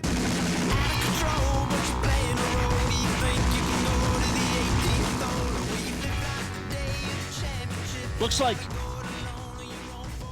I love the headline on this Jazz Shaw story in Hot Air. Patriots owner may see happy ending in prostitution bust. So obviously, you know, Robert Kraft was going to this massage parlor in Florida there, the Florida Strip. And it was interesting how there were, at the time that he was arrested in this ring, I guess they arrested a bunch of guys who were going to this massage parlor. At the time, he was, the insinuation was that he was part of some sex trafficking ring because he went to this massage parlor. And even then I was thinking, you know, really? I mean, how is it that how is it some dude going to a massage parlor? How is he part of a sex trafficking ring? I don't understand that at all. And so, because obviously, yes, I mean, these women might be trafficked, I guess, or whatever, but it's kind of a stretch to say that he was conspiring or involved in some kind of sex trafficking ring. That seems odd to me. It seems like it's kind of a leap that you don't really have to make necessarily, and is kind of overdone. So when this thing happened, I was thinking to myself, okay, so I get it that this is illegal. I guess it's because it's prostitution, obviously. And prostitution isn't necessarily, in my opinion, a victimless crime, although there are many libertarians out there who would say that really, in the end, it's a consensual relationship that is based on a contract of sorts. So there really isn't a victim here because it's obviously a consensual relationship. I think there are arguments both ways. And I think that it depends on what your situation is. Like, for instance, if you're married, there'll be a problem with that, you doing that in a situation like that. You know what I'm saying? So that might be a little bit more difficult to explain. But if you're just a single guy and you're going to these things and you're paying for something and you're getting something in return, people like Judge Napolitano will say, hey, you know, this is really a consensual relationship and should not necessarily be a crime. And there's no reason why certainly you should be linked to some sex trafficking ring if you are going to a massage parlor in this fashion. But anyway, it still is illegal. And if it's illegal, then that's what it is. It's you can call it whatever you want to call it. But as long as it's against the law, it's going to be against the law. That's just the way the cookie's going to crumble on you. Anyway, the judge in Florida in this Kraft thing really wanted to throw Kraft in jail for like 60 days and a $500 fine. So there's a question, obviously, as to whether or not anybody should be going to jail at all for this. But it looks like what's going to happen is that Kraft is going to be able to just basically pay a fine and be done with it. And that there's not going to be any jail time or anything else. But I will have to tell you, though, it seems like they're offering to drop the charges now against him for paying for sex. And Kraft and another 24 men caught up in this sting, they'd have to be still found guilty. So they could plead guilty. They'll drop the charges. They must agree they'd be found guilty, but they'll drop the charges. And they would have to do at least 100 hours of community service and submit to these STD tests and take a class on prostitution and then pay all the court fees. So it looks like Robert Kraft is going to have to at least say, yeah, you know what I did was wrong. And if I went to trial, I'd be found guilty. And then they drop the charges and still make him go ahead and go through all the rigmarole associated with that. But it's kind of a big issue. But I do remember, though, in the beginning of this whole thing, for the news media to treat this like it was a person who was part of a sex trafficking ring is pretty much of a stretch, don't you think? Call Tammy.com real estate line. Listener line is 844-855-1380 if you want to chime in. In other legal news, this one is embroiling a local company and this has been a part of a debate for some time now. A jury in San Francisco, and of course you all know what goes on in San Francisco, and you know the people there in San Francisco, and you know what happens in San Francisco. You know that one of the appeals courts in San Francisco is probably one of the sickest, weirdest, overwrought courts in the land. It's the 9th Circuit Court of Appeals. And they're the ones who, overturn all kinds of common sense laws and things like that, and ban the ROTC from college campuses and all that kind of stuff. So anyway, a jury in San Francisco found that a man developed cancer from exposure to Roundup that he used in his yard. It's a 6-person jury in the U.S. District Court in San Francisco. And they're wondering whether or not at this point they're going to find out whether or not Bayer's Monsanto unit should be held liable. And that decision could be costing this company a ton of money.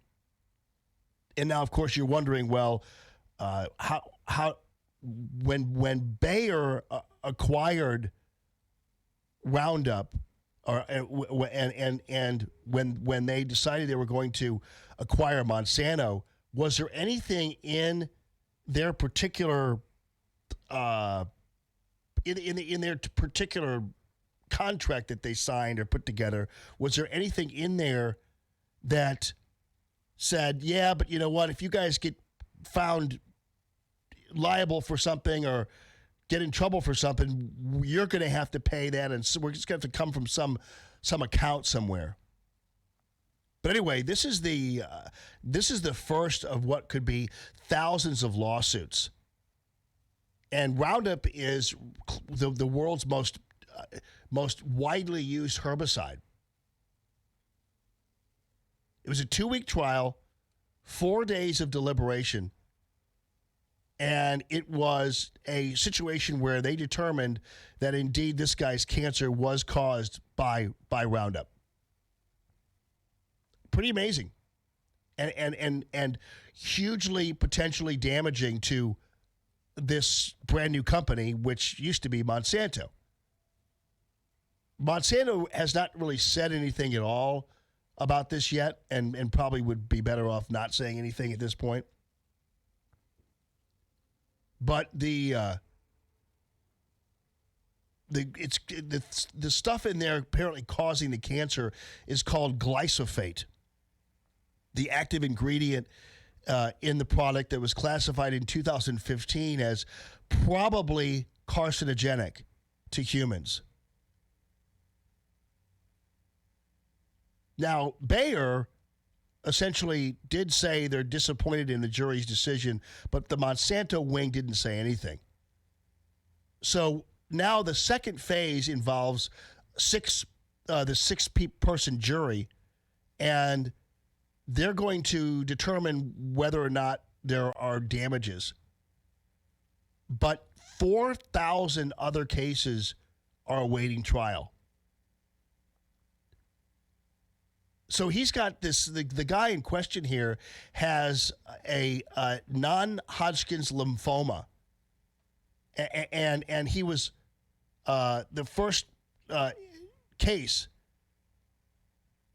And then there was another person who was a groundskeeper for a school district in San Francisco. He applied Roundup weed killer 20 to 30 times per year and had 2 accidents that basically resulted in him being soaked in Roundup. Do you remember that? So now keep in mind, many people who use Roundup generally don't wind up being soaked in it. You know what I mean? I mean, so it's kind of like, yeah, that's pretty poisonous, especially if you drink it. But if you're just using it normally, by the product standards, and by the directions, the use only as directed part, that they put on the labels all the time, because they put that on there for a reason, because if they determine that you didn't use it as directed, then that's always their out. So there was originally a award of $289 million in damages against Monsanto, but then a California judge reduced the award to $78 million. And Bayer is saying it's going to appeal the award and the decision in its entirety. But that's a pretty big deal for this company. That's a pretty big deal for Bayer to have to absorb this. And I don't know what kind of arrangements Bayer made with Monsanto or with the people running Monsanto or whatever to lessen the blow if they ever had to deal with a blow from a jury. Now, meanwhile, Boeing is still, they're talking about the certification of Boeing and putting Roundup in my cup. The best part of waking up is Roundup in your cup. Mountain grown. It's mountain grown Roundup. Yum, that tastes delicious. You know what I should do, just for kicks, is put a little Roundup in the diffuser. You think the people on this floor would like that? That's what I say to them when they complain about the patchouli smell. Oh, yeah? You want me to put Roundup in there? I've been using that joke all the time because, of course, I've been promising Phil that I would be getting a coffee maker in here eventually. And of course, I have not gotten the coffee maker yet, even though I've told him for 2 weeks that I'm going to get one in here. And so Phil keeps on mentioning it too. And then yesterday I just texted him. I said, listen, dude, why don't you just put some coffee grounds in the diffuser and maybe that'll work.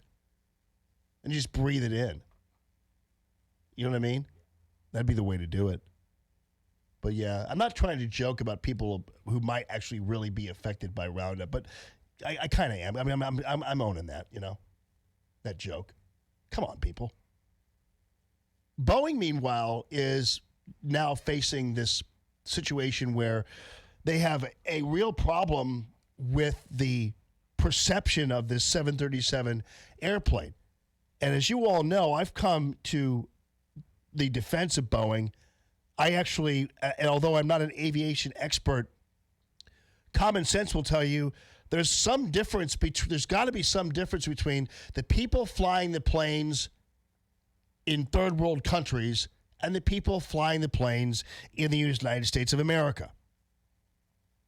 There's got to be a difference. And clearly, as I pointed out yesterday, with one of the pilots in the Ethiopian airplane having 200 hours of flight time, when actually the requirement in the U.S., according to the FAA, is 1,500 hours of flight time. This person had no business in the cockpit of that airplane. And I was calling for some kind of universal world standards for piloting aircraft, especially if it's going to have this kind of an impact on a company like Boeing. Did Boeing know that they basically had a 200-hour pilot in there flying their complicated airplane? Because I guarantee you, if Boeing knew that, they'd be like, don't think you ought to be flying this airplane. It's a little more complicated, and you need a little more experience.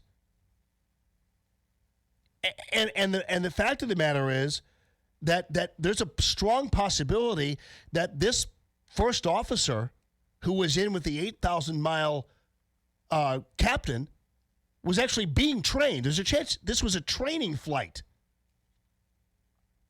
So the bottom line is, if you are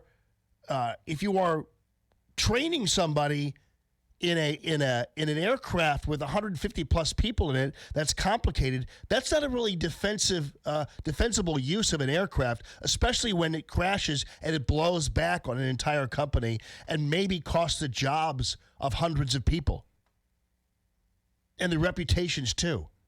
Now, keep in mind, this might be a software issue. And they would correct it. But the bottom line is, it's not unusual in any way, shape, or form to have a situation where you have to adjust for certain elements in an aircraft that might actually be dangerous if you don't adjust to them. It's very simple to figure out. So what happened is Airbus found that there was something in their automatic safety systems that they needed to change. And they went ahead and implemented this automatic safety thing.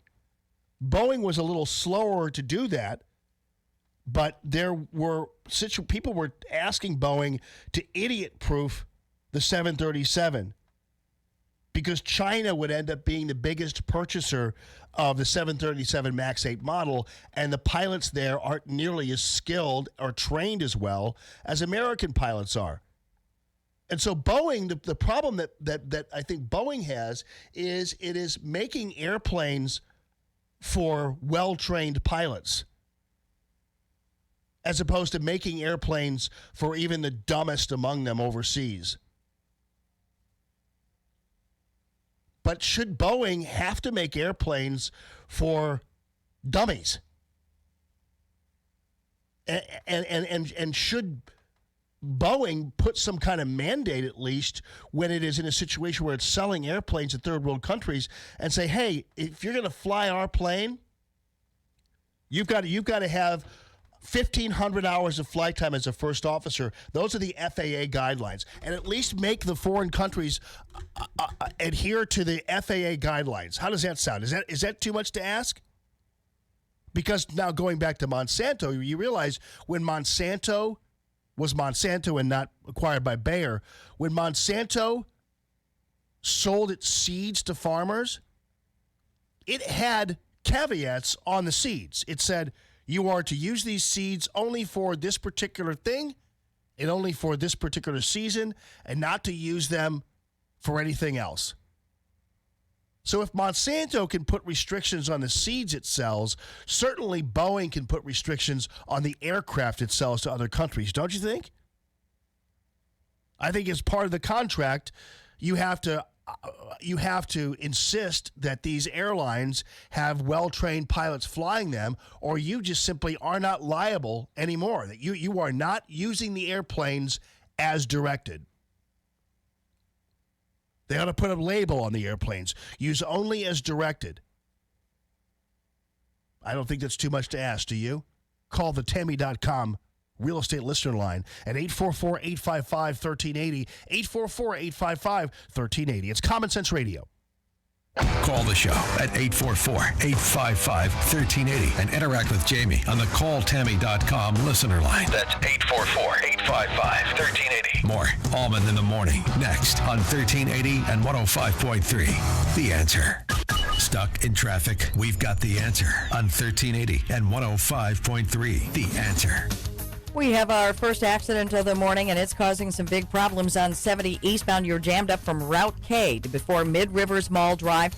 2 left lanes blocked there with the crash. Traffic just getting through in the 2 right lanes. 270 northbound, 44 to Manchester. You'll see a bit of a delay there. Westbound slows 367 to West Florissant. 64 westbound 25th Street to 55 is a little tight. And 40 eastbound 170 to Big Bend, you'll see some delays. Right lane closed on 255 eastbound at Jefferson Barracks Bridge until 3 with roadwork. Traffic is sponsored by Dell. Dell Small Business Technology Advisors know there's nothing small about your business. That's why they offer one-on-one partnership and reliable business PCs with Intel Core processors to help you get business done. Call 877-BUY-DELL. That's 877-BUY-DELL. I'm Bonnie Green with your St. Louis Metro traffic on 1380 and 105.3, The Answer. Got to appreciate so much the passion of Rick Pogue as the man who was leading the charge there over at Arrowhead Building Supply. He and his father, Jerry began as a young man in the roofing business, so he was slinging slabs up there on the roofs even as a young man, and decided to create his own business. And then, of course, Rick, his son, partnering with him now. And so it's been years in the business, and Jerry knows all the ins and outs. And Rick, of course, is kind of the guy who says, hey, Dad, I got a great idea here. Let's do this. Let's do the $95 job locker. Let's do the cube, where you put your picture of the home in the cube, and we download it, and we show people what particular brands of siding will look like or roofing will look like on their homes, and they could see it in real life practically, and will help them make their decision. And so that's exactly what he did. And so Rick is the idea guy, Jerry is the implementer, and the rest of the gang at Banner all make it happen for you. They have a contractor referral service there that's just awesome for you, and you are in a great company if you don't have a contractor. If you do have a contractor, feel free to bring the contractor out to the showrooms and see what's going on. They are building, almost completed, this brand new showroom in St. Peter's, where they have built a building, and then inside of the building is basically a house. I mean, it's a real house built within the building, and so they have all of the great Arrowhead products in that house and on that house that you could also see kind of in real life. But if you want to see them on your house, just take advantage of the cube. It's just another great thing brought to you by my friends at Arrowhead Building Supply, arrowheadbuildingsupply.com. Get total freedom in your life safely and quickly. Build wealth and passive income so you never worry about working till you drop, losing your job, or retiring in poverty. Hi, I'm Steve Davis, an investor in thousands of units over the years. Now it's your turn. Del Walmsley has been my mentor for nearly 25 years, and he's taught over 100,000 people just like you the principles of financial freedom through live one-on-one mentoring at Lifestyles Unlimited and his national radio show. I'm excited to tell you about the real estate workshop that changed my life. The workshop gets you on the inside of what we do and what we believe, and unlocks the 5 ways we make money in real estate. Just like your personal trainer, Lifestyles Unlimited will motivate, encourage, and teach you so you can get in the best financial shape of your life. Call 866-971-8970 or go to 5wayswemakemoney.com. That's 5wayswemakemoney.com to register for the workshop that will change your life and let you stop worrying about working till you drop, losing your job, or retiring in poverty. KXFN St. Louis, K287BY St. Louis. Curtains, shades, blinds, shutters. What are the best for living rooms or bedrooms? Hey, it's Allman from Allman in the Morning. I want to tell you about the quality customized service you will receive when you call my friend Michael Proctor at Proctor Drapery. Michael is an interior designer with exceptional expertise when it comes to window treatments for your home or business. Michael has served our St. Louis area since 1974 with the highest quality and value for custom drapery, blinds, shades, and shutters. He's also the top-tier Hunter Douglas priority dealer and your first choice for Norman Plantation shutters. Those are beautiful. Call Michael Proctor today and schedule your in-home consultation with Michael's mobile design unit. He will come to you. Weekend and evening appointments are available. The one-on-one appointment with Michael will ensure the look is exactly what you're looking for in your home or business. So cut down on the risk of error. Schedule your appointment today with Michael Proctor. Proctor spelled like doctor, proctordrapery.com. The Ed Martin Movement this afternoon at 3. Now, Allman in the Morning continues on 1380 and 105.3. The Answer. Yes, you are here. Happy Wednesday to all of you. Coming up, Jazz Shaw joining us from Hot Air on the latest news regarding Joe Biden, who might be naming a VP. This is unbelievable. These guys are pulling out all the stops. Cliff is on line 1. How you doing, buddy?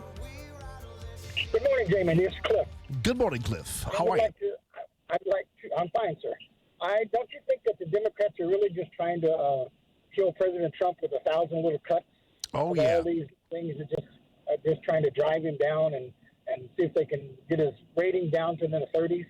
Yeah, they can't win within the current system, and they see the numbers in states that President Trump won, where his approval ratings are even higher than they were when he won. They're seeing the numbers from the states that he lost, where his approval numbers actually are way above the approval numbers that he had when he lost. They see the writing on the wall. That's why they want 16-year-olds to vote. That's why they want to change the makeup of the Supreme Court. It's why they want to abolish the Electoral College. They can't compete within the system that we have, so they are desiring to change it. It's pretty obvious and hilarious, and none of it will work. That's the good news. News this hour from townhall.com. I'm Rich Thomason. The crash of 2 Boeing MAX 8 jetliners within 5 months, prompting Transportation Secretary Elaine Chao to formally request an Inspector General's audit. Transportation Department Inspector General to look into the FAA certification process for the airliner.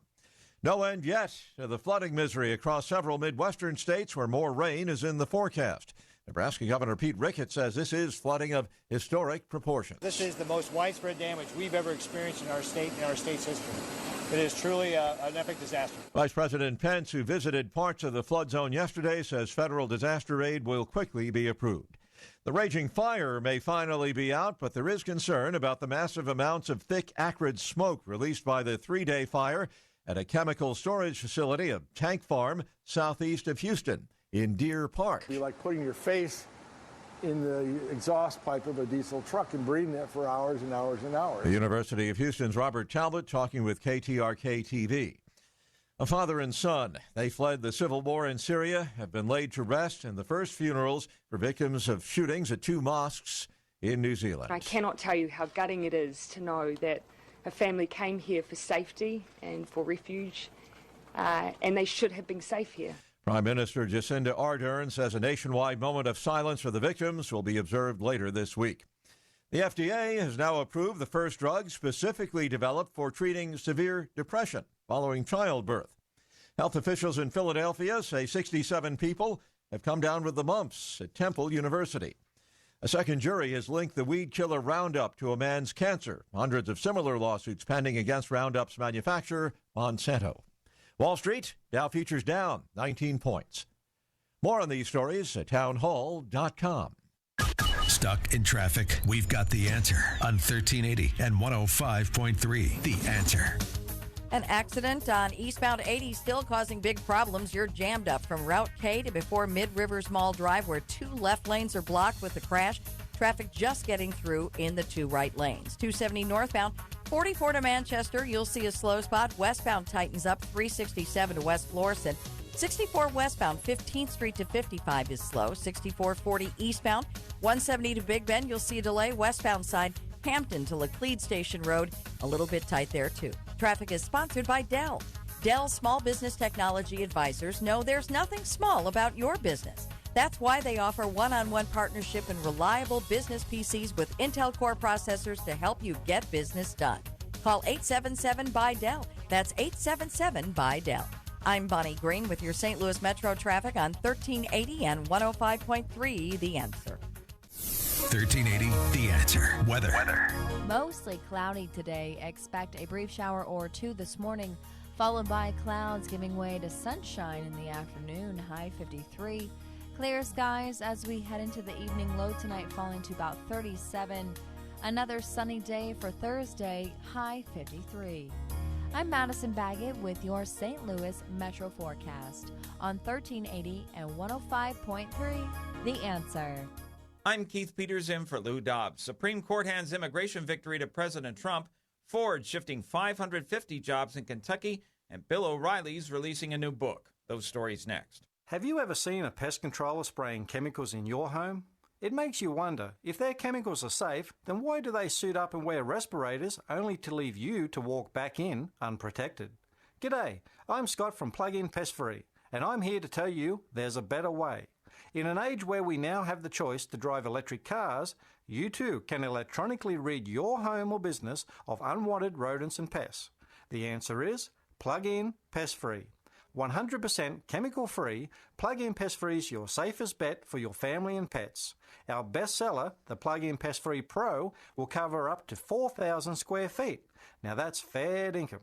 So order yours today at gopestfree.com. Use promo code SAVE20 for 20% off plus free shipping and a 60-day money-back guarantee. That's gopestfree.com, promo code SAVE20. Don't spray and regret. Plug in and forget. GoPestFree.com today. President Trump won a victory in the U.S. Supreme Court Tuesday as justices voted 5-4 to endorse government's authority to detain immigrants awaiting deportation after they've completed prison terms. The court ruled such illegals can be detained indefinitely. 554 motor company workers in Kentucky will shift job locations soon. The automaker is moving the workers from its Louisville assembly plant to its truck plant across town. Ford says the transfers will help it meet the growing demand for large SUVs and trucks. Former Fox News personality Bill O'Reilly will release his newest book later this year, a profile of President Donald J. Trump. O'Reilly says his latest volume will contain no anonymous sources and, in his words, no spin. Please join us for Lou Dobbs tonight at 7 and 10 Eastern on the Fox Business Network. This is the Lou Dobbs Financial Report. Dana Lash. They tell you this so they can suppress you. They tell you there isn't an even playing field. You were born in this socioeconomic status, and the only way you will ever get out of that socioeconomic status is if you support our policies, because we're not going to lift you out of that socioeconomic status, but what we're going to do is make everyone equal in mediocrity. We won't help lift anyone up. We'll drag people down. The Dana Show. Weekdays at 1 on 1380 and 105.3. The Answer. Common Sense Radio with Allman in the morning on 1380 and 105.3. The Answer. Give me land, lots of land, and the starry skies above. Don't fence me in. Let me ride through the wide open country that I love. Don't fence me in. Good morning, everybody. Good morning this morning. I'm watching the anatomy of a traffic jam. It's kind of fascinating to see.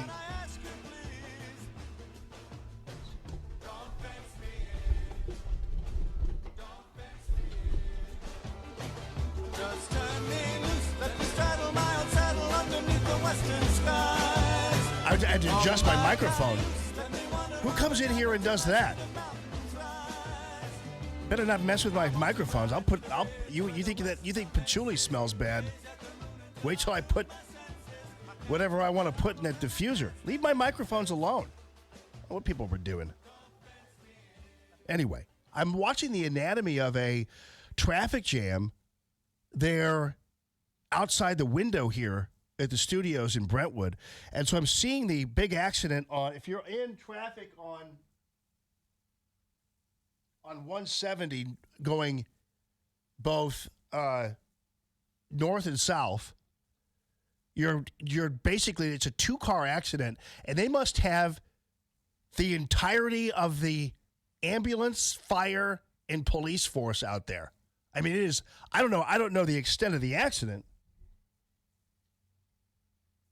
It doesn't look very serious, but dudes, they've closed, first of all, the entirety of 70 going south, 170, I mean, going south right there at Clayton, almost. And they've closed it, and it's a two-car accident. And it doesn't even look serious to me. They don't even have, I don't know, maybe it's more serious than I think it is. I don't know. All I'm saying is it's a two-car accident. They're on the side of the road, but they've closed the entire thing. I guess you got to do that. You know, you got to make up for, you know, you got to be careful. But boy, they call out the National Guard on that thing. So that's what if you're stuck in traffic on 170 going south and you're stuck in traffic on 170 going north, that's the thing. It's right there at about Clayton Road. There's a two-car accident, and they've got the entirety of the south 170 closed. Look at that. Traffic brought to you by Jamie's Diffuser, featuring the almond morning flavor this morning is lavender. Now back to Almond in the Morning. All right, so we have Donna Brazile. This drove a lot of you nuts. I heard her when she was first introduced on the Fox News channel by Dana Perino. And now keep in mind, Donna Brazile, even though she purported herself to be kind of on this show with Dana Perino, like a middle of the road, I'm just a normal Democrat from Nolens. I'm going to make you some chili and gumbo. You know, and she and Dana were talking, you know, bring me some gumbo. Yeah, whatever. When Donna Brazile was actually, when Obama was in power and when the Clintons were running and everything else, Donna Brazile was one of the most voracious left-wing people on TV. She gave conservatives no quarter whatsoever. And she'd go on and she'd argue and she'd do this and she'd do that. And so and she had very few nice things or bipartisan things to say, because that was the atmosphere then. When Obama was in power, it was like, I'm in power, I got my pen and my phone. Losers, we won. That was the whole attitude there. Now that Trump's in power, we have all these. It's actually a pretty picture of her, actually, Phil. You called up a pretty picture of Donna. She actually seems like a nice person, but when she was on TV, though, Lord, she was vicious back in the day. So for some reason, they decided to now infuse her in as a Fox News contributor.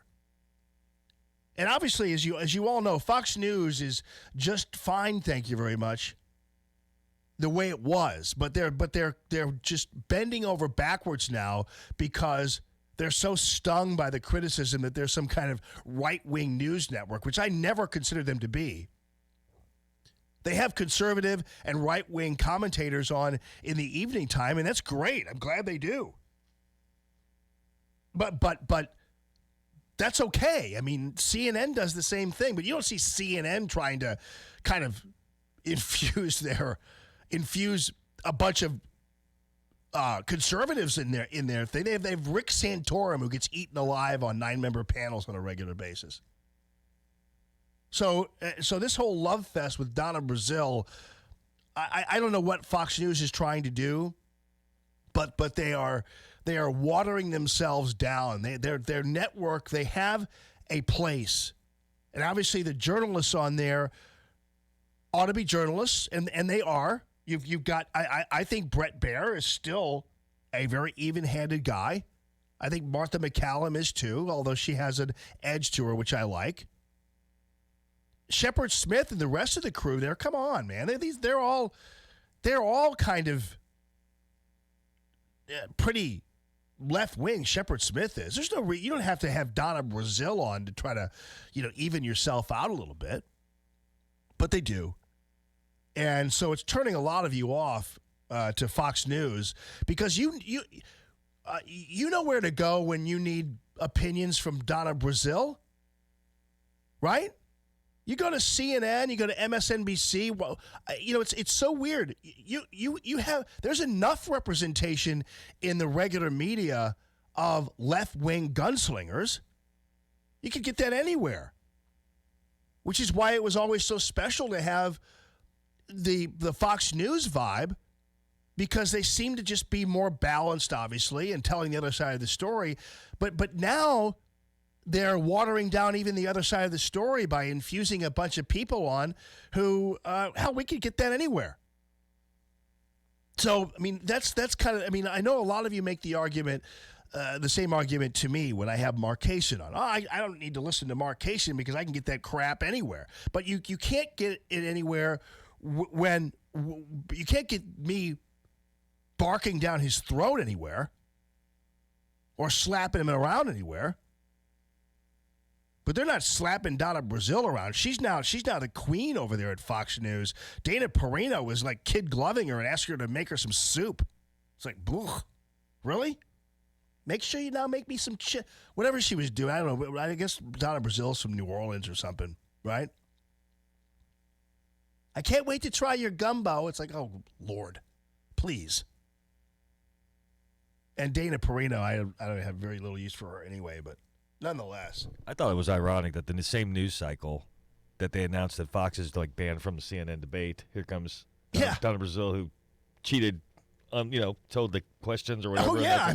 Like what? Yeah. It's unbelievable. And again, it's kind of like, why are we giving up more ground to the left? Why do we continue to try to cede more territory to these people when we have won? What are we trying to do here? And of course, The View loves it. They were all over this one. Former DNC chair Donna Brazile shocked the hell out of people with her next career move as an on-air contributor for Fox News. I'm thrilled that this has happened. Well, you notice Fox News now is great, right? Fox News for Whoopi, and Joy Behar, who all believe that Fox News was the mortal enemy of mankind. Now suddenly Fox News is okay. Interesting how that changes. I'm thrilled that this has happened. Yeah, we've done it. Chris Christie's upstairs somewhere. So this might be the first indication that we're actually going back to news. Oh yeah. Yeah, now you want peace, huh? You want peace while we're standing over you with our butcher knife. Now you want to talk, right? Isn't that interesting? Now, you know what? Let's all be friends now. It's like, no. Let's put down our weapons and talk. You mean while I have you dead to rights? Not a chance. But that's what's going on now. Now we can finally go back to just bipartisan talking. It's like, no. I love these. I love it when the Democrats and the left wing. Here, let me get it updated. Oh. Well, they moved now you're moving north, but they closed the entirety of the southbound I-70 down. Or, I'm sorry, 170 down. But it's funny how when the Democrats are all going, we need to be more bipartisan, we need to talk more. That's not how you talk when Obozo was president, was it now? We won, you lost, pen and phone, bongo drums, blah, blah, blah, Nobel Peace Prize, suck it. We won. And now they're like, this division in this country is just so, we just need to start talking more. Oh, you mean the fact that we divided you from the White House? Is that what the problem is? We need to be more bipartisan. We need to come together. You mean come together as in come over to your side and agree with you? Yes, yes. Now that you mention it, yes. This world, I mean, it's so divisive. It's so divided now. We're a divided country. It's funny, when Obozo was president, there was never talk about this being a divided country, was there? Because if you talked about it being a divided country, you were just you're just a sore loser. I won. I'm the first black president. You're a sore loser. You're a racist for feeling unhappy. That was what it was about. Remember the Tea Party? The Tea Party came out and dared to disagree with President Trump's policies, and every single one of them was considered to be a racist. Oh, and the reporters would all troll Tea Party events. Oh, look at all the white faces.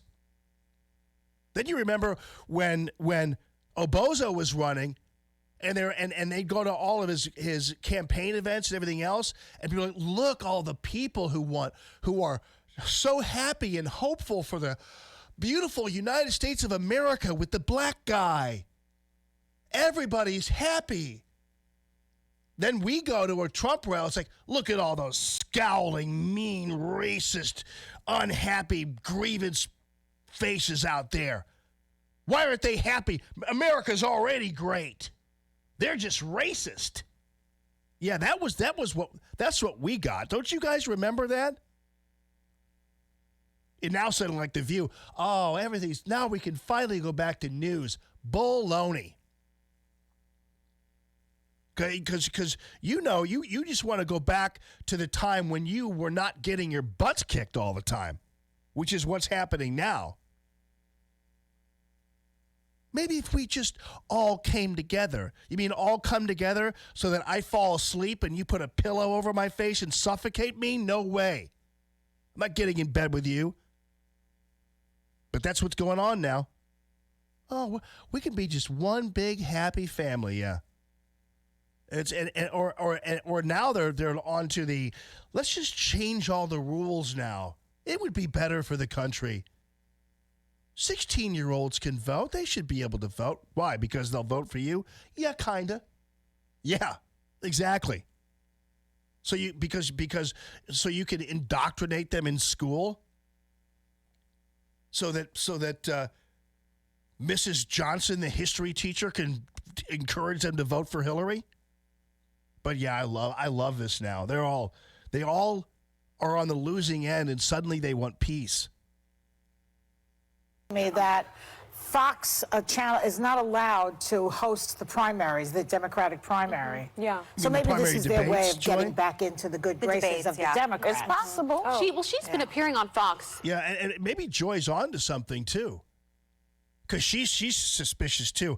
I like Joy Behar because at least she admits she doesn't like peace, which is great because I don't like it either.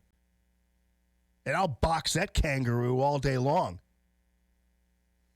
Because that's the way where I'm most comfortable is punching the left, not sitting down cross-legged on the floor with them. You know what I'm saying? A lot as of recently. She has. And look, Donna Brazile doesn't have a squeaky clean past, but I think she's... Nobody does.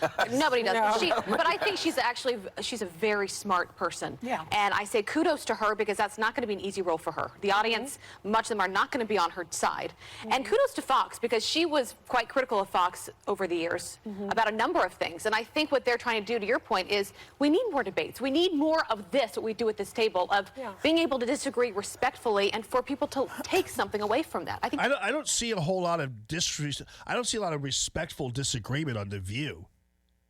I see Joy Behar telling conservatives or whoever Meghan McCain happens to be today to shut up. Normally, I mean that's normally what I see. What do you see? But no, I'm getting a lot of complaints about Donna Brazile. Now, again, I'm not trying to silence voices or keep voices away, but is there something that we still needed that required the addition of Donna Brazile, other than Fox News sucking up to the Democrats? Why do they need to? I mean, the nighttime lineup of Fox News is wiping the floor with their counterparts. Although MSNBC and Rachel Maddow and those guys, they still have some pretty good numbers coming their way. But yeah, I mean, was there something lacking at Fox News? It required the addition of Queen Donna? I don't know. Your phone calls are welcome, though. Call Tammy.com real estate listener line is 844-855-1380, 844-855-1380. More Allman in the Morning coming up on 1380 and 105.3. The Answer. Stuck in traffic? We've got the answer on 1380 and 105.3. The Answer. Well, some good news and some bad news. The crash on 70 eastbound before Mid-Rivers Mall Drive is cleared. The backup hasn't. That starts at Bryan Road. And 170 southbound is closed at Forest Park Parkway because of a crash. Now, we can see that from the jam cam at Forest Park Parkway. 270 northbound, Big Bend to Manchester, a little bit tight. That one's dropped down a bit. Westbound 270, you got delays 367 to West Florissant, 6440 eastbound, 170 to Big Bend slows. Westbound, it's Hampton to Laclede Station. Traffic is sponsored by Dell. Dell Small Business Technology Advisors know there's nothing small about your business. That's why they offer one-on-one partnership and reliable business PCs with Intel Core processors to help you get business done. Call 877-BUY-DELL. That's 877-BUY-DELL. I'm Bonnie Green with your St. Louis Metro traffic on 1380 and 105.3 The Answer. You know, I have a lot of fun at Michael's Flooring Outlet's website because Michael really has a really great website for you to kind of get primed on what he has to offer you before you actually go into one of the 4 locations throughout the St. Louis area. Michael's Flooring Outlet, family owned and operated for 25 years. And what you got to do is you go on the website and they are going to give you a lot of great advice.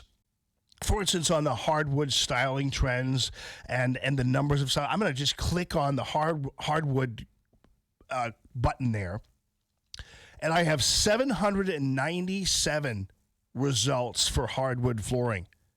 And I'm talking about Armstrong, Earthworks, Mohawk, Mulliken, Shaw, all those kinds of different kinds. And these are beautiful floors. I mean, all kinds of different options for you. 797 options for you. No one in town has that kind of variety. And no one in town has that kind of quality, for that matter.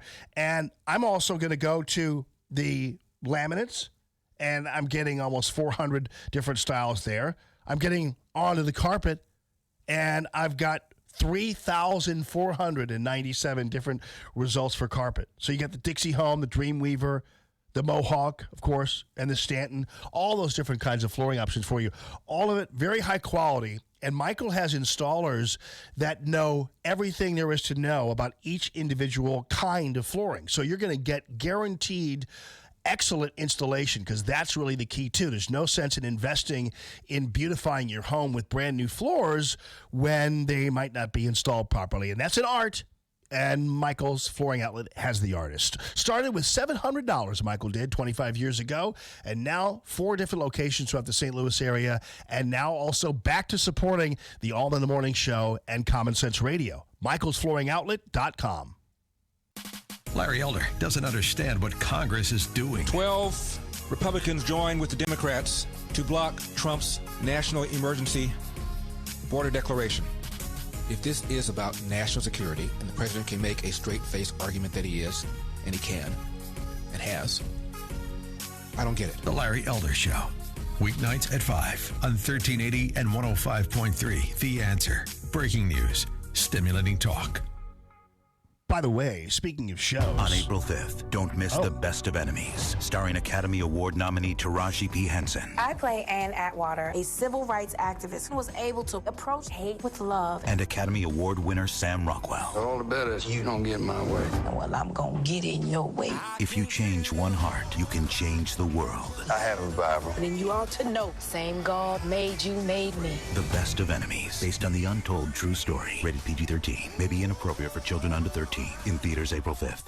All right, folks, I will tell you that, speaking of shows, Mike Lindell, you've seen him on TV, right? He's got the blue shirt on. He's hugging at my pillow, and he's an energetic, vivacious dude, and he loves his products. And you can tell And it's infectious because even before I was a spokesperson, a spokespillow for MyPillow, I was a customer of MyPillow. So I'm really glad to be talking about them. And you can get right now a great 4-pack of pillows. You get 2 of the regular pillows and then 2 of the to-go pillows, which are pillows you can travel with.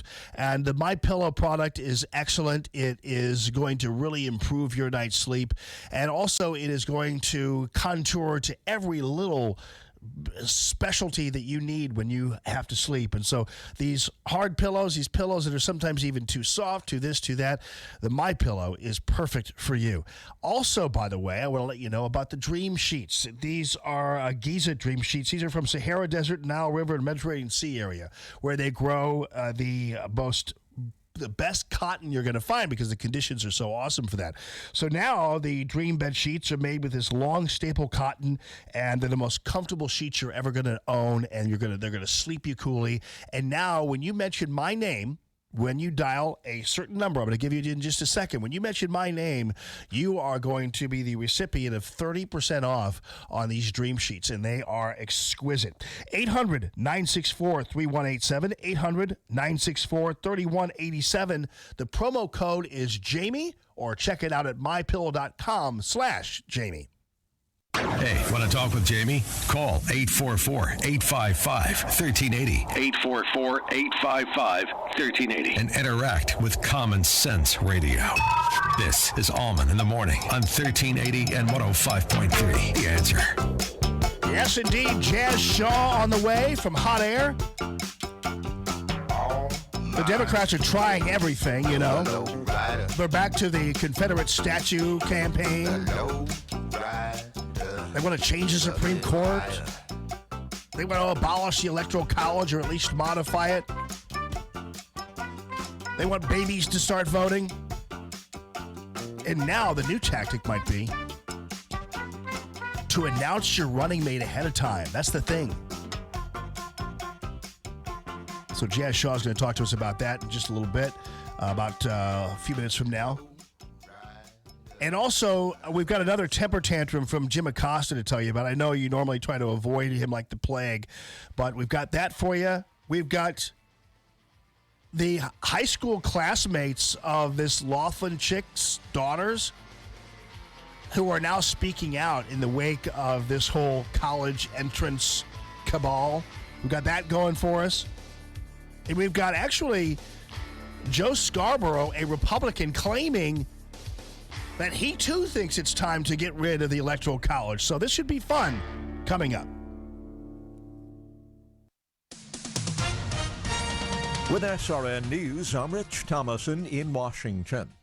The crash of 2 Boeing MAX 8 jetliners within 5 months, prompting the Transportation Secretary to request an Inspector General's audit. The Transportation Department IG will be looking into FAA certification for the airliner. No end yet to the flooding misery across several Midwestern states where more rain is in the forecast. Vice President Pence visited parts of the flood zone yesterday. He says federal disaster aid will quickly be approved. The raging fire may finally be out, but there is concern about the massive amounts of thick, acrid smoke released by the 3-day fire at a chemical storage facility of Tank Farm, southeast of Houston in Deer Park. On Wall Street this morning, stocks have just opened lower. The Dow is down about 60 points moments after the opening bell. The S&P is off 5. The NASDAQ Composite Index 2 points in the red. More details at srnnews.com. Stuck in traffic? We've got the answer on 1380 and 105.3. The Answer. We have one very big problem right now, and that's on 170 southbound. That is at a standstill from Delmar Boulevard because a crash is blocking 170 southbound at Forest Park Parkway, so it is shut down there. We can see it from the jam cam at Forest Park Parkway.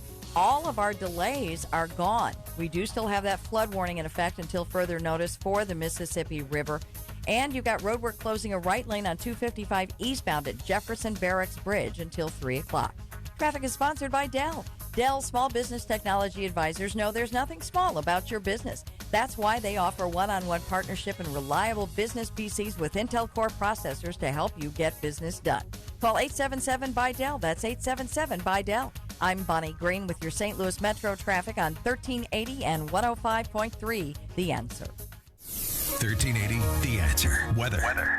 Mostly cloudy today. Expect a brief shower or two this morning, followed by clouds giving way to sunshine in the afternoon, high 53. Clear skies as we head into the evening, low tonight falling to about 37. Another sunny day for Thursday, high 53.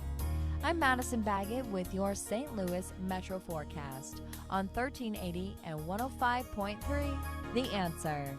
Allman here for Dr. Elira Figueroa and the Skin and Laser Institute of St. Louis. Bring out the fabulous you with comprehensive dermatological care. I had my first hydrofacial, and it was revealing, that's for sure, because it's an exfoliation process that brings out that beautiful skin of yours that's hiding underneath. She also has Botox injections, and she has microneedling, and she also can remove that stubborn fat, all safely and comprehensively. Check it out on the web, SkinLaserSTL.com.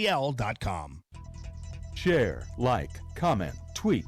Are these foreign terms to your business? They may not be to your competition and the reason you're losing sales. Social media marketing is on the verge of dominating commerce. The right social media strategy can help you slay the competition and gain new customers. We're Salem Surround. We take the mystery of digital marketing off your shoulders, letting you run your business while we deliver customers. Your competition is already social. Catch them and surpass them. We offer a free analysis of your digital marketing effectiveness and suggest methods that could dramatically increase your sales. We know how to make every digital dollar count towards sales success. Now there are no limitations on where you can reach customers with Salem Surround. Total market penetration for increased ROI. Learn more by logging on to SurroundSTL.com. SurroundSTL.com, connecting you with new customers. Larry Elder, tonight at 5. Now, back to Allman in the morning on 1380 and 105.3.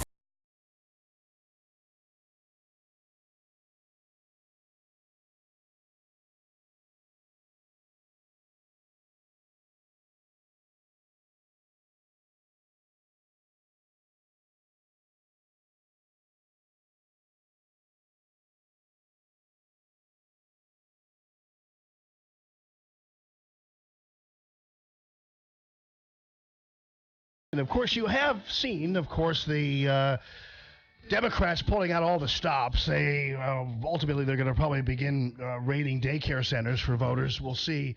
And they've decided, 16-year-olds voting, that'd be great. Electoral college out the door. We need to get rid of that or at least modify it. And by the way, that's not only a Democrat thing. I remember and told you yesterday how when Republicans lost, like Mitt Romney lost to Obama in 2012, the Republicans were aiming for one of these national vote amalgamations with the Electoral College. So it's not just the Democrats who have been sore losery and starting to look at the Electoral College for modifications in terms of getting answers from that. And then you have, of course, Cory Booker saying, hey, maybe it's time that we go ahead and change even the Supreme Court. Let's do that, too, while we're at it. Yeah. The vote's got 3 million more. And the anti-democratic... Do you think voter suppression is immoral? Yes. I do. I think so. Eric Holder, the former AG, is talking about expanding the number of people in the United States Supreme Court beyond 9 to get more progressives on there. Where are you on that? I think we need to fix the Supreme Court. I think they stole the Supreme Court seat. So, that's the kind of thing these guys are looking for. They're looking for any kind of answer whatsoever. And could it be that their next tactic might be to kind of do a little gamesmanship and maybe even, like, for instance, Joe Biden announcing who his running mate will be? There's another little bell and whistle for you on the Democrat side. Jazz Shaw joining us again from hotair.com. How you doing, friend? Not doing too bad, sir. Just getting ready to put things in my garden pretty soon because spring is here. Oh, nice. Now, that would not require that flamethrower of yours. Do you have like a giant hose you bought on the internet or something that you use? No, I actually have a fairly typical window garden plus my horseradish beds, but we didn't come here to talk about that. I'm sorry to distract you. Wait. Well, let me see. So you grow horseradish? Yeah. Oh, wow. You realize that we are basically across the river. If you're a horseradish guy, we're basically across the river from the horseradish capital of the world in Collinsville, Illinois. Yeah, that's a good spot to grow it. Anywhere where they get a frost every year. Yeah. Can't grow good horseradish in the south. So you got to do it up north. And I'll tell you, nothing's better. I used to go over there sometimes when we did stories on it and that kind of thing, and you just kind of cut off a little chunk of that and put it in your mouth, and it's awesome, man. It's as good as chewing tobacco, as far as I'm concerned. So, Jazz, what do you think? So what is going on with Joe Biden here? Good question. I guess I'm reluctantly going to admit that he's probably going to run. I wasn't sure even up until yesterday, really, because he seems awfully hesitant at times. But no, this idea of announcing a running mate immediately, Joe's been in this game for a long time, so I'm shocked to hear this idea coming from him, because that's a dangerous gambit right there. You've now locked out everybody you're running against, whereas traditionally the eventual winner of the primary has frequently picked somebody that was also running to try to pick up their base of support at the same time, too, right, going into the general. So he's going to miss out on that. And depending who it is, he's going to tick off one part of the base or the other. Why not leave it up in the air until you've secured the nomination, and then you pretty much have a free hand. So what names are being talked about? Are there any yet? Not by Joe or his people, from what I've heard specifically. A lot of people are guessing. One of our writers, Allman, already announced that it has to be Stacey Abrams, right? Oh, really? Because she just ticks all the boxes. And she's available. She's completely unemployed, so she certainly has the time. You know, I wouldn't be shocked if it was that. I think he is definitely going to want somebody who is, A, younger, B, less white, and C, less male, because that he's going to picture that as going a long way to satisfying the base's demands, rather than putting another 70-some, nearly 80-year-old straight white Christian dude in office, as their nominee. Yeah, no doubt. I mean, it's funny because I was just playing, Newsbusters had this awesome mashup of the 52 times or so that the folks over at CNN mentioned that Beto O'Rourke was a white male, and the downside of that. It's pretty amazing. It's as if it's some kind of contracted disease like leprosy now to be a white male among some of the Democrats, and it's even being pointed out by white males on TV. So that's kind of odd. Stacey Abrams is an interesting character only from the standpoint that she's just actually comes across as nice enough, and she doesn't seem like she's a vitriolic person, and so she's got a little of that Oprah swagger to her, even though her ideas are crazy, but nonetheless she's got the personality, I think, for it, and she can be dangerous, I think, in certain conditions. Oh, I agree. She's got the PR appeal. How much substance there is behind her admittedly formidable speaking abilities and everything else she has going for her demographically, that's a question that remains to be seen. But, yeah, I think much like Hillary Clinton failed to really energize the minority vote in 2016, Joe Biden has that same issue in front of him. How many people from minority communities are going to be really excited about seeing Joe Biden running? Probably not too many. You get somebody like Stacey Abrams, that could boost his numbers. Yeah, I mean, it's almost as if like what John McCain did with Sarah Palin, who was a relatively unknown person at the time, even though she was wildly popular where she was in Alaska. And Jazz, it's interesting because, the Beto O'Rourke phenomenon, I think, is something that actually could also work for Joe Biden. And what I'm saying is there is, I kind of called it the Marilyn Munster syndrome. We had about a month of having to put up with these kooks like Ocasio-Cortez and Tlaib and Omar and Maxine Waters and some of the other goofier elements of the Democrat Party, which seemingly came to the forefront. And when Beto O'Rourke came around, I think a little of his attraction was the fact that he appeared more normal. And I think that there were some Democrats and some people who were on the liberal side who were trying desperately to find somebody who resembled some degree of normalcy, because the others were just simply driving the Democrat Party off a cliff. But Joe Biden has the added benefit of actually having been vice president, obviously, and having been very popular and having been a known quantity, even though his age might reverse on him. But the fact of the matter is that he seems to be that person who might fit also the demand for somebody just a little more normal than what we're seeing from the Democrat Party. Oh, absolutely. And the other thing I have been saying since last year and written about this repeatedly, much to the consternation of some of my more conservative friends, Joe Biden, out of everybody in the field, I still maintain is the biggest threat to Donald Trump in the general election, if Joe could make it to the general election, which is still very much up in the air. But Biden's a likable guy. I know he acts wacky, and people talk about, oh, creepy Uncle Joe and all that, and he's a gas machine for sure. But people like him. Heck, I think I like the guy. When I see him talking, I'm like, I wouldn't mind sitting down and having a beer with him. I'd never vote for him. But he seems like a nice enough, dude. And, yeah, I think he could be very dangerous. But can he get past his own party? They do need, as you mentioned, something to bring back a sense of normalcy. When you start off 2019 and all the headlines are anti-Semitism, infanticide, gun confiscation, these are not things that sell well and get you that portion of the middle of the country that you need to get over the top.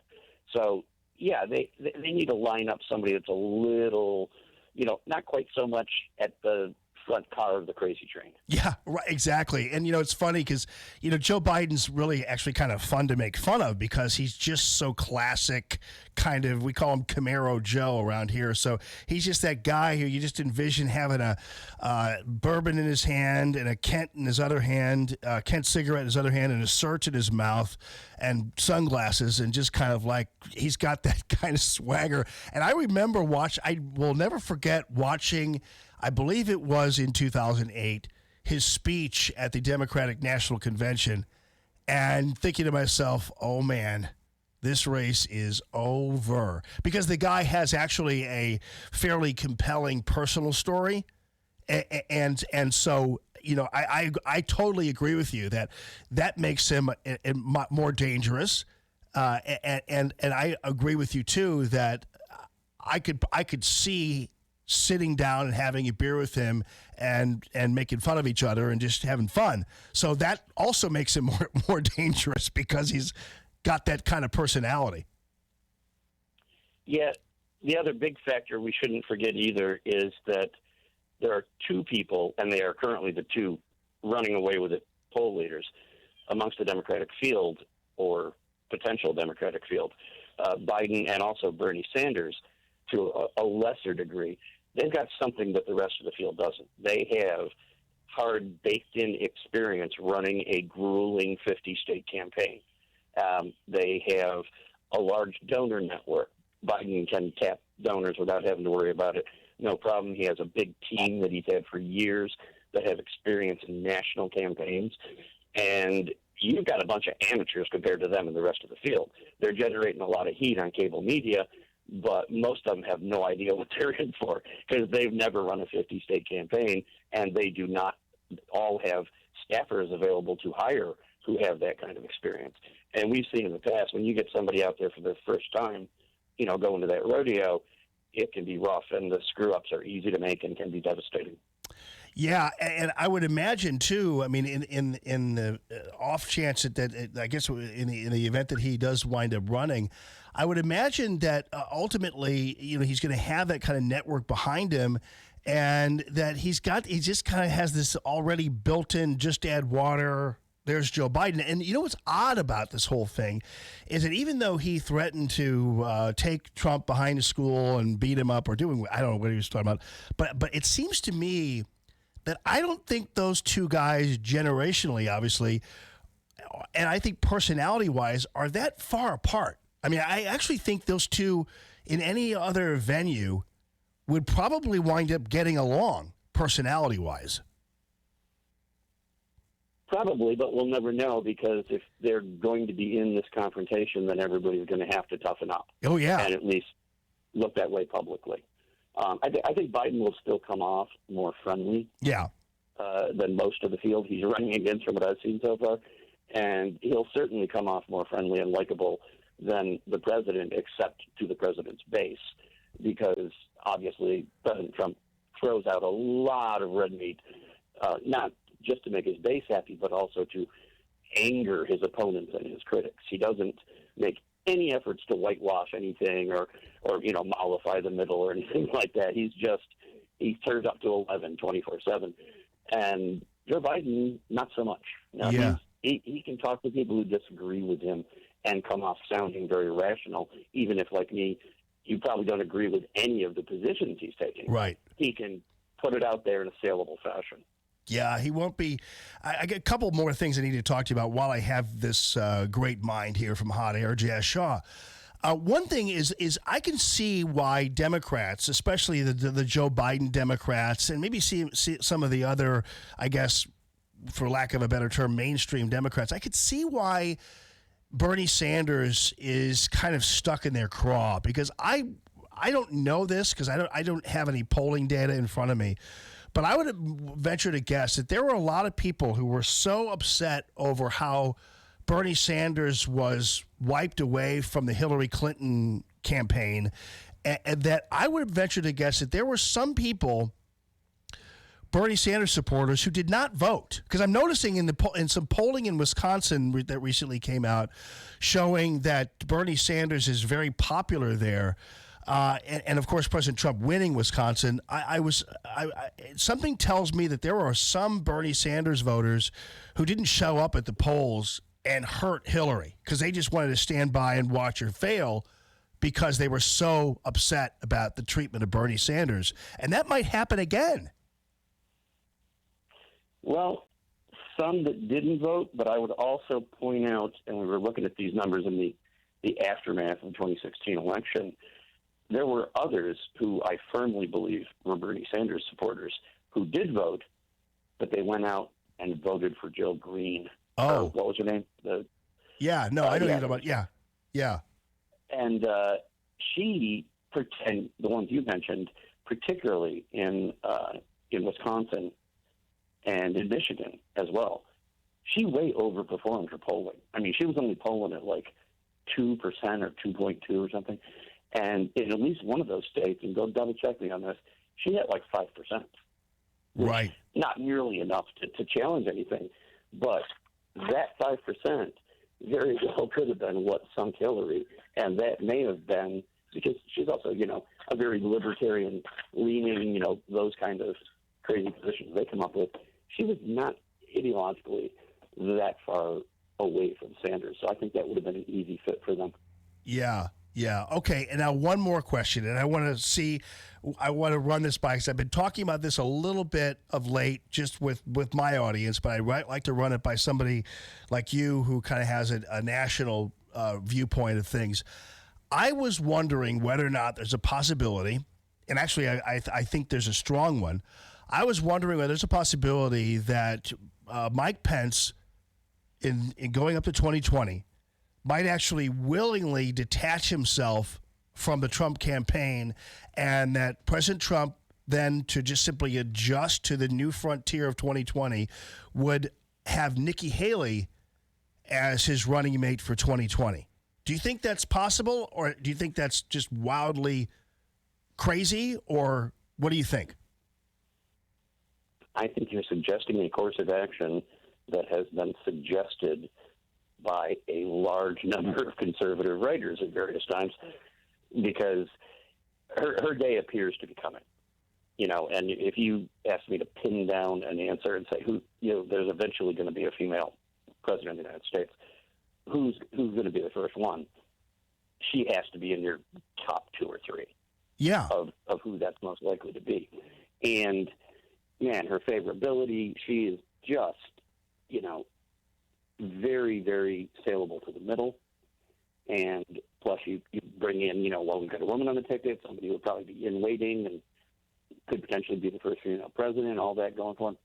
Whereas Mike Pence, likable guy for most, very genteel, well-spoken, all that, but he is another older white dude, right? So, yeah. Now, would that happen? I don't think Mike Pence has any interest in voluntarily leaving, and I think he has been such a soldier for the president. You know, just standing there in the line of fire day after day after day, complete unswerving loyalty, which we all know the president values a great deal. So while kind of switching over, asking him to retire and replacing him with Nikki Haley would probably be politically an incredible move and a great strategy. At the same time, I don't know if you throw Mike Pence under the bus like that. My gut instinct is I couldn't see Trump doing it. No. Of course, he surprises me on a daily basis, but that's just my take. Yeah, I've talked to some folks here who call into the show, and if Mike Pence didn't go willingly and was dumped, that would be a disaster, I think. But if somehow, and the soldier word is perfect to describe Vice President Pence, because he has indeed been and of course, I would imagine that unless Pence just decided, you know what, I think I've done my duty. I think I've done a good job. I'm Mike Pence, and I'm going to just go off, and I'm going to still work hard for the administration, and then just say sayonara and adjust so that the Republican Party, as it is, can move on in even past 2024. But unless he leaves willingly, I don't think this would be a good move. But that's an interesting possibility, that's for sure. So, all right, Jazz Shaw. Good talking to you, brother. Good luck with your garden, man. All right, thank you. I'm hoping for the weather to change, and if you don't catch me next time you want me on the show, I'll be outside. Okay, buddy. One way or the other, gardening or flame throwing. Either way, we'll run you down. Okay.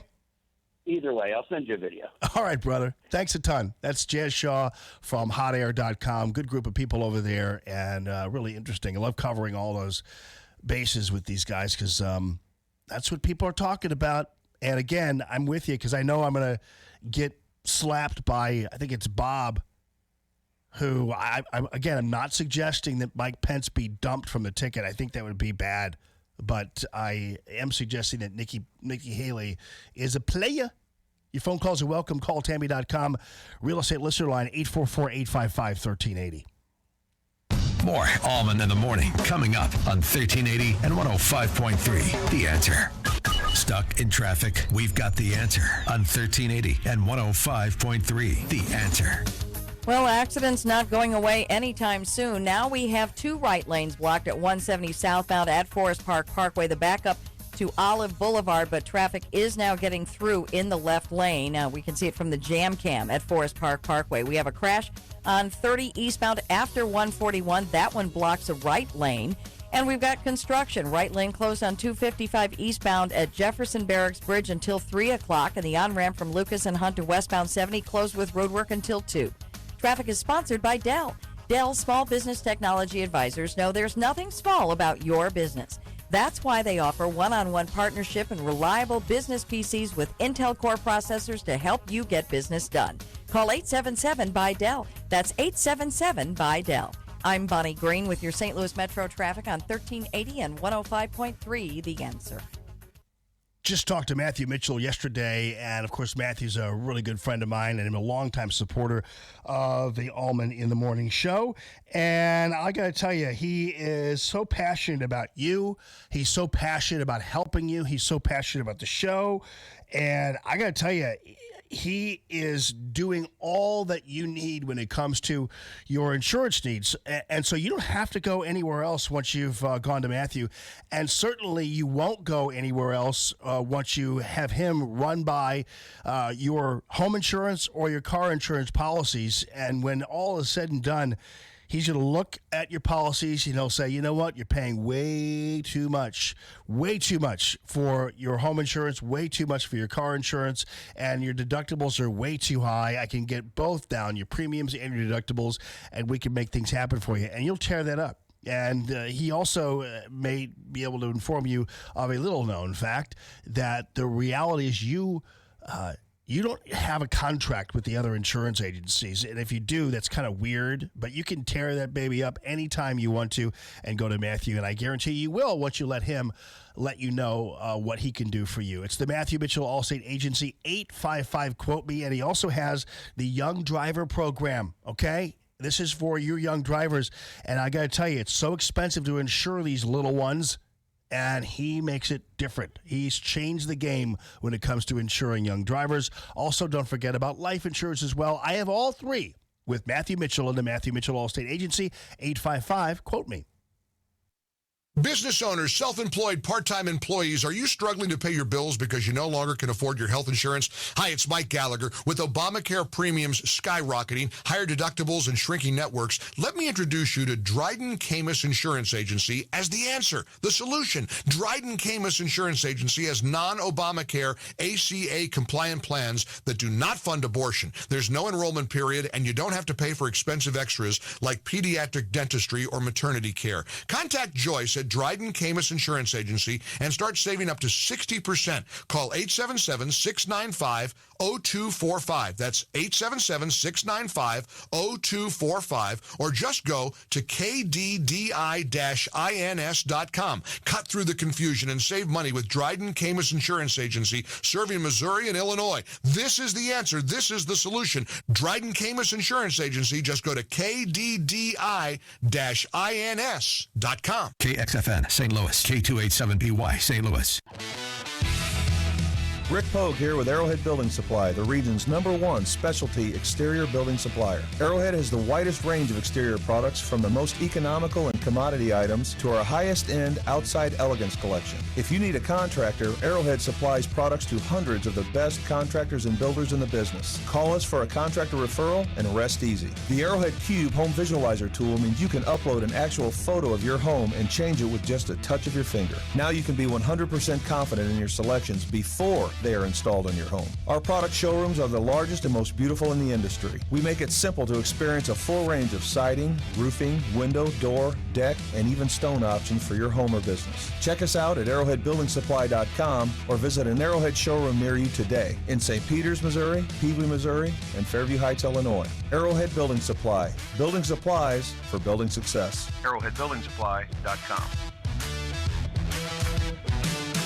Hey, don't just listen to Allman in the Morning. See the show at theanswerstl.com. Now, more Allman in the Morning on 1380 and 105.3. The Answer. And how about a little sports in your life? Yeah, we transfer from politics to sports with my friend Lou Tevlin, who is the All in the Morning sports guy. And he's going to give us a little insight into this Mike Trout deal, 12-year extension, $430 million. What does that mean for baseball? All that straight ahead. News this hour from townhall.com. I'm Rich Thomason. The FAA certification of the MAX 8 jetliner is coming under scrutiny after 2 of the Boeing airliners crashed within 5 months. The Transportation Department's Inspector General launching an audit of the FAA certification process for the MAX 8. After 3 long days, a raging fire is finally out. Crews battling a fire at a petrochemical storage facility near Houston have succeeded in extinguishing the blaze. International Chemicals Company says the blaze was put out as of 3 a.m., but warn it could flare back up again. The tanks that caught fire contained components of gasoline and materials used in nail polish remover, glues, and paint thinner. ITC says crews will continue spraying foam and water on the storage tanks to cool them down. I'm Mike Rossi. Across the country, New Zealanders will observe 2 minutes of silence on Friday for the 50 victims of the shooting attacks at 2 mosques in Christchurch. The first of the victims have been laid to rest. President Trump says something ought to be done about the leftward tilt of some social media giants who claim to be nonpartisan. The president argues that companies like Twitter, Google, and Facebook are on the side of the radical left Democrats. It seems to be if they're conservative, if they're Republicans, if they're in a certain group, there's discrimination and big discrimination. I see it absolutely on Twitter. He says it's unfair and that action should be taken to make social media companies liable for their content. Greg Clugston, the White House. The FDA has approved the first drug specifically developed to fight severe depression after childbirth. The agency giving a green light to Zulresso. an IV drug given over 2.5 days. Prime Minister Theresa May asking the European Union to delay Britain's departure from the EU until June 30th. Wall Street, the Dow down 110 points, the Nasdaq off 11, the S&P 9 points lower. More on these stories at townhall.com. Stuck in traffic? We've got the answer on 1380 and 105.3. The Answer. An accident on eastbound 80 still causing big problems. You're jammed up from Route K to before Mid-Rivers Mall Drive, where 2 left lanes are blocked with the crash. Traffic just getting through in the 2 right lanes. 270 northbound, 44 to Manchester. You'll see a slow spot. Westbound tightens up, 367 to West Florissant. 64 westbound, 15th Street to 55 is slow. 6440 eastbound, 170 to Big Bend. You'll see a delay. Westbound side, Hampton to Laclede Station Road, a little bit tight there too. Traffic is sponsored by Dell. Dell Small Business Technology Advisors know there's nothing small about your business. That's why they offer one-on-one partnership and reliable business PCs with Intel Core processors to help you get business done. Call 877-BUY-DELL. That's 877-BUY-DELL. I'm Bonnie Green with your St. Louis Metro traffic on 1380 and 105.3 The Answer. 1380 The Answer. Weather. Mostly cloudy today. Expect a brief shower or 2 this morning, followed by clouds giving way to sunshine in the afternoon, high 53. Clear skies as we head into the evening, low tonight falling to about 37. Another sunny day for Thursday, high 53. I'm Madison Baggett with your St. Louis Metro forecast on 1380 and 105.3 The Answer. Dr. Sebastian Gorka can give you an inside look into the White House. I know who the president is because I worked for him when he was plain old Mr. Trump, and I worked for him in the White House as his strategist. And I guarantee for you that there is only one priority Donald Trump has, and that is to secure this nation for you. America First with Dr. Sebastian Gorka. Weeknights at 11 on 1380 and 105.3 The Answer. Breaking news, stimulating talk. Imagine doing one thing that gives you an entirely different perspective about your place in the world. Think it would be worth it? Dennis Prager here inviting you to join me for a 10-day Stand with Israel tour, a tour through the land of Israel in December 2019. Come with me to get first-hand insight into Israel's fascinating past and promising future. Walk the ancient temple steps, sail on the Sea of Galilee, and so many more unforgettable moments. Return home inspired, renewed, and empowered. If you've ever dreamed of seeing Israel, this is your opportunity. With expert guides and important lectures at key sites, we'll be together in the comfort and safety of luxurious accommodations the whole time. Join me for a life-changing adventure to give you a renewed sense of purpose. Join Dennis Prager and Mike Gallagher for an unforgettable guided tour through Israel this December 2nd through 11th. Book your trip now at theanswerstl.com. This hour of Allman in the Morning is brought to you in part by Dr. Anna Smith. Come see what your smile can be at Dentistry with TLC. Common Sense Radio with Allman in the Morning on 1380 and 105.3 The Answer. Give me land, lots of land, and the starry skies above. Don't fence me in. Let me ride through the wide open country that I love. Don't fence me in. Good morning, everybody. The 4th hour of the Allman in the Morning show is upon you. It's hovering right over you. It's pulling you in. It's sucking you in to the entire experience. You guys want to hear from Jim Acosta? I know you've been waiting all morning for this. He really is such a little baby. There's another B word that I could use for him, but this is a morning family show. But you know what I'm talking about. And here he is. He just is. He thinks he's like the soldier, the protector of the media, when he's actually just the symbol of it, of its disgusting nature. And yeah, so Jim doesn't like the whole talk. You heard the president start his remarks here at this joint news media conference in that fashion, and then he was asked that question by a reporter with the Daily Caller right at the very end. The question was asked in a way that really teed it up like a game of t-ball here in the Rose Garden. The president was just sort of served up a softball there. When the president of Brazil mentioned the term fake news, he got sort of a smile and a nod from President Trump. And you know, this is something that we've seen since President Trump came into office, called this network fake news, and referred to the press as the enemy of the people, and so on, is that this is a virus that is spreading around the world. When you have the president of the Brazil calling the press the fake news, he is trying to essentially, you know, in a sycophantic sort of way, suck up to the president of the United States. I mean, there's just no other way of putting it. That's trying to emulate. That's the world's most important network right there.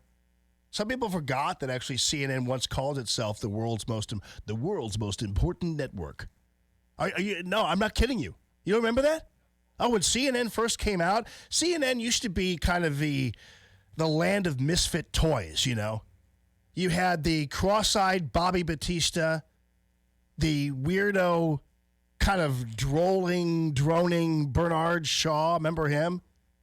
So everybody at CNN at the time when they first came out was always kind of like a throw off from local television news, and they wound up at CNN, staffing CNN. Now CNN has just become some left-wing propaganda machine. And Jim Acosta, who really, I know some people who used to work at CNN, and Acosta was never really considered to be the smartest, sharpest tool in the shed, let's put it this way. And many people are amazed by his stature, which he's only received by being a whiny little bee. And that's another example of that. But it's true. Fake news. The virus is actually people like Jim Acosta. But they complain and complain and complain, and we love it when they do. Meanwhile, I know what in sports news, did you see what happened yesterday with the Mike Trout signing with the Angels a 12-year extension, $430 million. Unbelievable. Well, I'd like to introduce to you the Allman in the Morning sports guy. His name is Lou Tevlin, longtime friend of mine. You've seen him before. He's been on TV. He's been on radio. He's an awesome sports guy. And by the way, also happens to be a sports agent. You don't happen to be Mike Trout's agent, do you, Lou? I am not, unfortunately. But what an amazing deal. Great for Mike Trout. He's not just a generational player. He's an all-time player. Like, as in at age 26, he's comparable now to Ty Cobb and former Cardinal Rogers Hornsby in his luminary career. And those kind of, and company like that, Hall of Fame stature, and $430 million total package. It's actually a 10-year extension of $360 million, which tops Bryce Harper's 13-year deal with Philadelphia. And the running word was, Trout would want to return to his close to his New Jersey base, which is Philadelphia. But Philadelphia fans are rough. I mean, they're the ones that famously booed Santa Claus. So. And I mean, like Trout is a big Eagles fan, okay? So they just won the Super Bowl a year ago, and their first game back, the Eagles fans were booing at halftime of their home opener. So I think Bryce Harper's going to have a hard time there, but he's getting paid, and more importantly for Trout, he's staying where he's happy. Orange County, I mean, Southern California, it doesn't get any better than that. No doubt. So, Lou, so Trout's only 26 years old? Wow, I had no idea. I thought he was actually a lot older than that.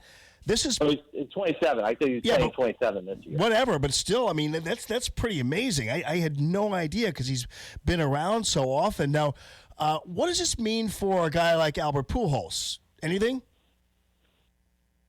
No, not really. Albert's getting his money, and I think what I can dovetail this into is everybody's eyes are popping at this $430 million deal for Trout, and that's great for him. But what no one's talking about is if a team owner can pay a guy, $36 million a year, what is the owner making? Okay, so they, of course, in all the negotiations and the lockouts and everything through the history of time, Major League Baseball owners have never had to open their books. and they have special status under 1920s, 1930s. They're not a business; they're an amusement. Congress deemed them an amusement.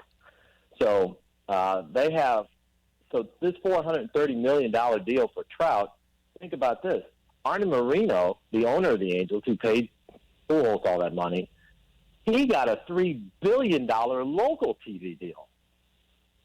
Now that's a contract. Yeah, you know what I mean. So $430 million kind of is dwarfed by a $3 billion local TV deal. So it gives you a little bit of perspective on the revenue coming into this game. And as big a news as this Trout thing is, you know what's not making the news? Today is opening day in Major League Baseball. Well, yeah. Today's the opening day of the season. It went down at the Tokyo Dome over in Seattle, beat Oakland 9-7 over the Tokyo Dome. But I think it points out the concern of marketing for a guy like Mike Trout, who even the commissioner threw under the bus last season, saying, well, he ought to promote himself. No, man. Major League Baseball needs to get out and promote their guys better, and they're way behind other leagues in that. But in terms of economics, this is great. I never, people ask me this offseason about, Man Machado and also that Bryce Harper that just dragged on forever during Free's agency. It wasn't very free this year. The open market was closed. But really what I knew that they were going to get paid. But my concern is the rank and file guys. Right. Most guys, when you think about what it takes to reach free agency, you have to go, you get drafted, you go through rookie ball, low A, mid A, high A, double A, triple A, and then in the big leagues, you have to not only make it to the big leagues, and they say that, 1/10 of 1% and 100,000 make it to the big leagues. And the big leaguers will tell you it's 100 times harder to stay than it was to even make it there. So then you have to stay in the big leagues for 6 years of service time. Now, it may take you 7 or 8 years to get the 6 years of service time going up and down to the minors. So when you finally get to free agency, you really worked for that. And he, of course, didn't. He's a superstar athlete. These superstar guys, they get their money. But the rank and file, there's a lot of unsigned players right now. And we're about, we opened the season today and spring training's been going on. And there's a lot of guys that are unemployed that were legitimate big league stars last year. Right. So the industry's very healthy. It's just not really healthy for the rank and file guys. Yeah. The superstars are getting paid. And so my concern is that it's going to be, kings and peasants and not much in between. Yeah. And that's where, for me, a guy, a Major League Baseball player agent, and as you know, I moved my firm to Atlanta in 2017. Right. And because of the talent down here. So I'm constantly out with these high school guys and college players trying to get, in position to be drafted, and building my firm that way with my old client Marquise Grissom down here, who played 17 years in this league. But yeah. I'm thrilled for Trout. He's a like I said, an all-time player already, and that Anaheim environment's terrific, and it's fantastic for him. I just hope that the separation doesn't become too big between the rank and file guys, because like in the NFL, most careers are like 2.2 years. Right. And for guys to make it, even and fans perceive the major league minimum, which is, major league minimum right now is like $550,000, but that's really a per diem. They get paid on a per diem. Yeah. If they're up for 5 days, it's 300 or whatever. So you get paid per diem, and you try and get to the status where you can make that major league minimum and then build a career. And for a guy like Trout, as hard as it is to be in the big leagues and to do what he's done, unbelievable. Yeah, well, California's going to take half his salary, so he's young enough to sacrifice that. And that's for sure. When he gets a little older, he'll get 12 years from now. He won't be putting up with the California taking half his salary. Now, meanwhile, Lou, for those of us in St. Louis, we keep watching the baseball world go by. I know you mentioned Philadelphia earlier, and one of the things that even though Philadelphia is a tough town, its media is tough on the Phillies, and rightly so, and on the Eagles and everything else. The media here, man, the Cardinals get away with murder. I mean, there's no incentive, it seems, for the Cardinals to start spending some money, getting some big names in here, doing their thing, and because they're always used to, obviously, the guaranteed 2.5 million people coming to their stadium. I think that I think John Mozeliak's a great guy. I get it. And know him, and I really highly respect him. But, fans in St. Louis, I think, and especially the people covering the Cardinals, need to have a little bit of a higher expectation. What do you think about that? I think that you're right that they've missed out on guys, but they're lucky in a lot of ways because, Mozeliak, although they didn't approach it properly and they came in low to begin with Albert, they did offer him essentially the same money. Yeah. At the end of the day, but Albert was offended at that time. They did offer Hayward more money. That turned out to be pretty good that they didn't do it. And they offered David Price, and his agent took him to Boston because he wanted a fifth year on the deal. So the Cardinals have been in some big names, and they're certainly going to pursue Goldschmidt, extending him. But they've come up short, and fortunately for them, but they certainly have the revenue. Yeah. I mean, the St. Louis Cardinals are extraordinarily wealthy. Bill DeWitt is an amazing businessman. I mean, you remember that they bought 400 at the time, 1996. I was covering it, at that time, and I called it a sweetheart of a deal on a stand-up outside Busch Stadium in the snow when the deal went down where Anheuser-Busch sold the Cardinals. It was Forbes had it estimated, I think, at $380 million value that Anheuser-Busch sold to their friends, DeWitt and Drew Bauer, for $150 million. Yeah. They bought the Cardinals for $150 million, then sold the parking garages for $60 million. So they bought a $400 million franchise for $80 million, and now it's worth over $1 billion. Yeah. $1.5 billion.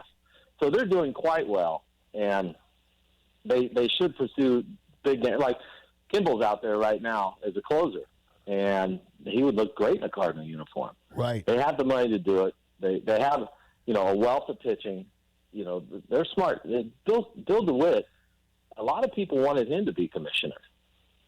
That's how well respected he is in the game, and they should pursue some of these guys. And I think, having been in that thing, and of course I had a show on the St. Louis Cardinal Radio Network. It's very chummy, the relationship with the media and the Cardinals, because they're not very controversial, and it's the only, not the only game in town, but it's the big one, and people want to be associated with it. And there should be more pressure on the team, but I don't think the media could put any more pressure on John Mozeliak or Bill DeWitt than they put on themselves, quite honestly, knowing them both well. Oh, gotcha, yeah. Extraordinary professionals. And I mean, it might fire the fan base up a little bit if Bernie went off on them or, held them to a higher, standard or something. But I don't think that, knowing the professionals that John and Mr. DeWitt are, they put pressure on themselves. Yeah, well, that's good, and that's good to know. I mean, knowing John as I do too, I get it, but I'm just saying that sometimes, we, like, for instance, the closer thing. We had that problem last year, and Kimball would be great because we had that problem last year where we were going so well and we lose all these games in the 8th and 9th inning, and it was just like, come on, guys. I mean, at some point you need somebody who's going to just put the opposition to sleep. You need the Sandman. Right. You need a Sandman out there, brother. Yeah, there aren't many guys like that. I know. But, Jordan Hicks throws 104 miles an hour. Yeah. I mean, they've got some arms.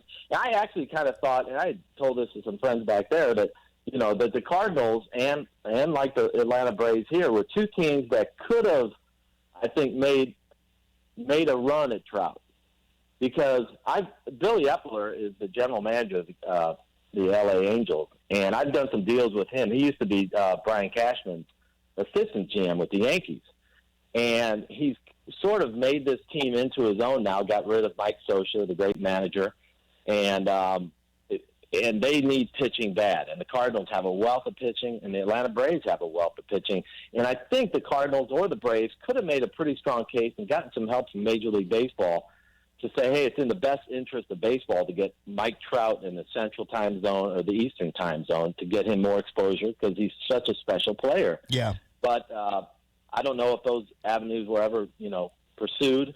I mean, it'd have to be like one of these 15-1 deals like Ricky Williams was in the NFL. Right. But he's that kind of Trout is that kind of player. But now that's all a moot point because he's going to be a California Angel the rest of his career. I'm looking forward to seeing Carlos Martinez as a closer, though.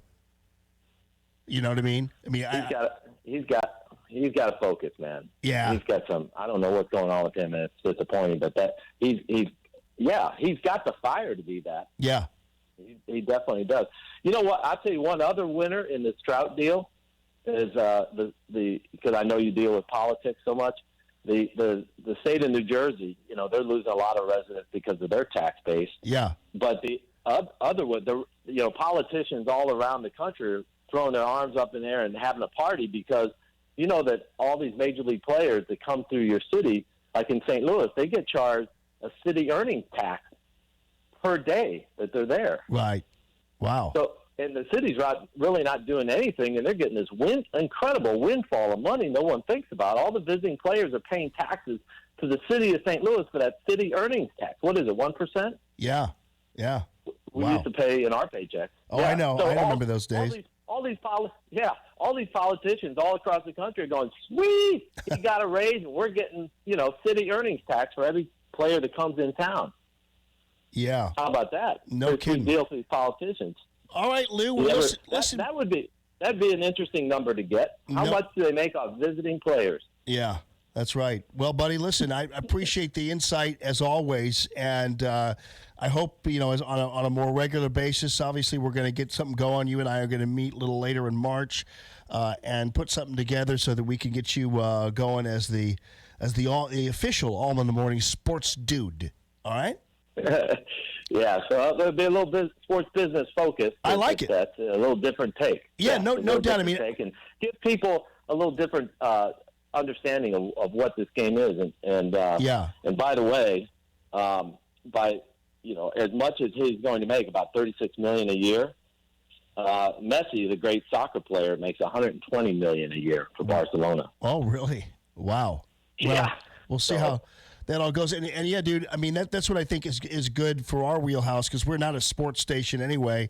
So just to settle in on the business aspects and some of the other elements that are a little more interesting even than who's batting what is going to be great. So Lou Tevlin, thanks a lot for joining me, brother. Have a fun time down there in Atlanta, and we'll talk to you soon. You got it, brother. always. Okay. Atlanta. Yes, sir. All right, buddy. All right. Call the Tammy.com real estate listener line, 844-855-1380. We're going to actually go ahead and we thought maybe we were going to have a cancellation here to talk to some of the individuals who are Dr. Robert Carville, who is one of the experts featured in this awesome 8-part series, Jesus, His Life, on the History Channel this Monday. Well, it turns out we'll be on with us, so that's awesome, and we're going to have that for you at about 9:40 or so. It's Common Sense Radio.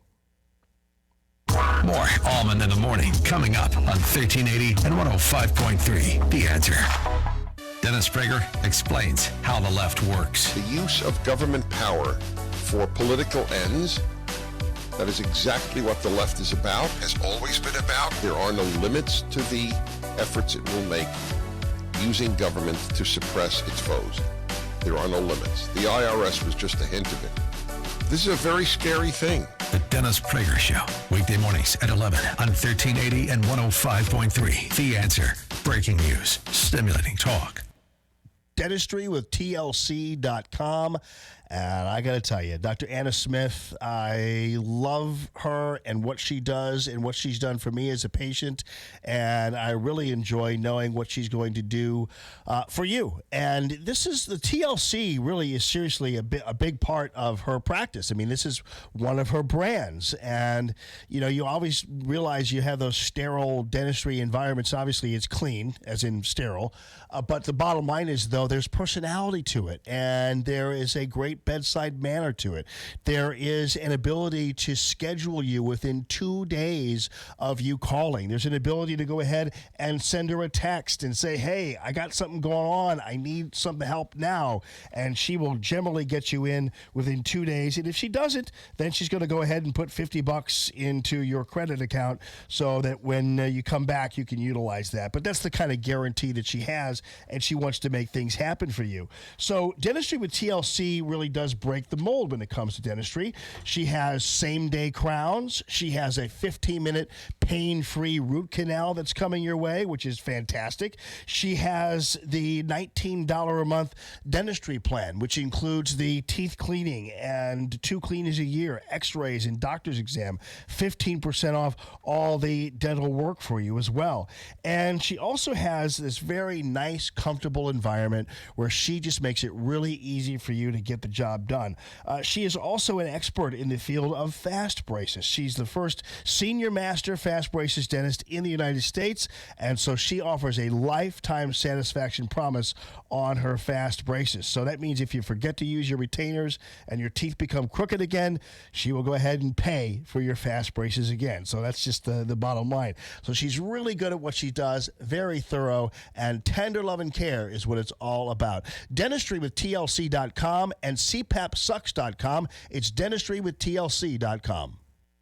Imagine doing one thing that gives you an entirely different perspective about your place in the world. Think it would be worth it? Dennis Prager here, inviting you to join me for a 10-day Stand with Israel tour, a tour through the land of Israel in December 2019. Come with me to get firsthand insight into Israel's fascinating past and promising future. Walk the ancient temple steps, sail on the Sea of Galilee, and so many more unforgettable moments. Return home inspired, renewed, and empowered. If you've ever dreamed of seeing Israel, this is your opportunity. With expert guides and important lectures at key sites, we'll be together in the comfort and safety of luxurious accommodations the whole time. Join me for a life-changing adventure to give you a renewed sense of purpose.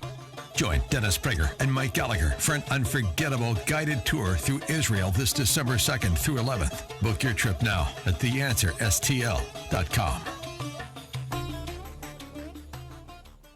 Hey, folks, you know what? I got to tell you, loving MyPillow, and I was a MyPillow customer before I was even introduced to Mike Lindell personally as a rep of the MyPillow brand here at The Answer, because I was sold like a lot of you are when you see Mike Lindell talking passionately about his product. It is so much fun to see him and his energy, but more importantly, the MyPillow is really comfortable, really awesome. You get a 4-pack now with 2 MyPillows and then the added addition of a pillows to go, which you can take anywhere you want, so you can take that comfort with you on the road. Don't forget also about the Dream Sheets. These are called the Giza Dream Bed Sheets from Sahara Desert, Nile River, Mediterranean Sea area, where they grow the finest cotton you're going to find for the most comfortable sheets. So get it while the getting's good. 30% off. 800-964-3187.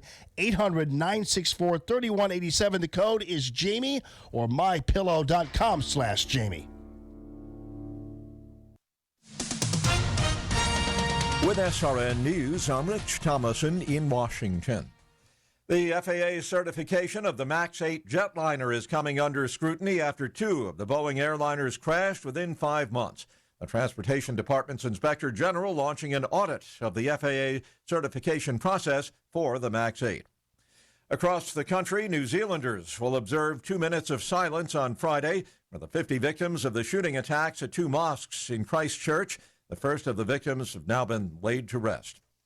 President Trump says that something should be done about the leftward tilt of some social media giants who claim to be nonpartisan. Prime Minister Theresa May asking the European Union to delay Britain's departure from the EU until June 30th, a 3-month delay. Wall Street, the Dow's down 79 points, the NASDAQ Composite Index 9 points lower. More details at srnnews.com.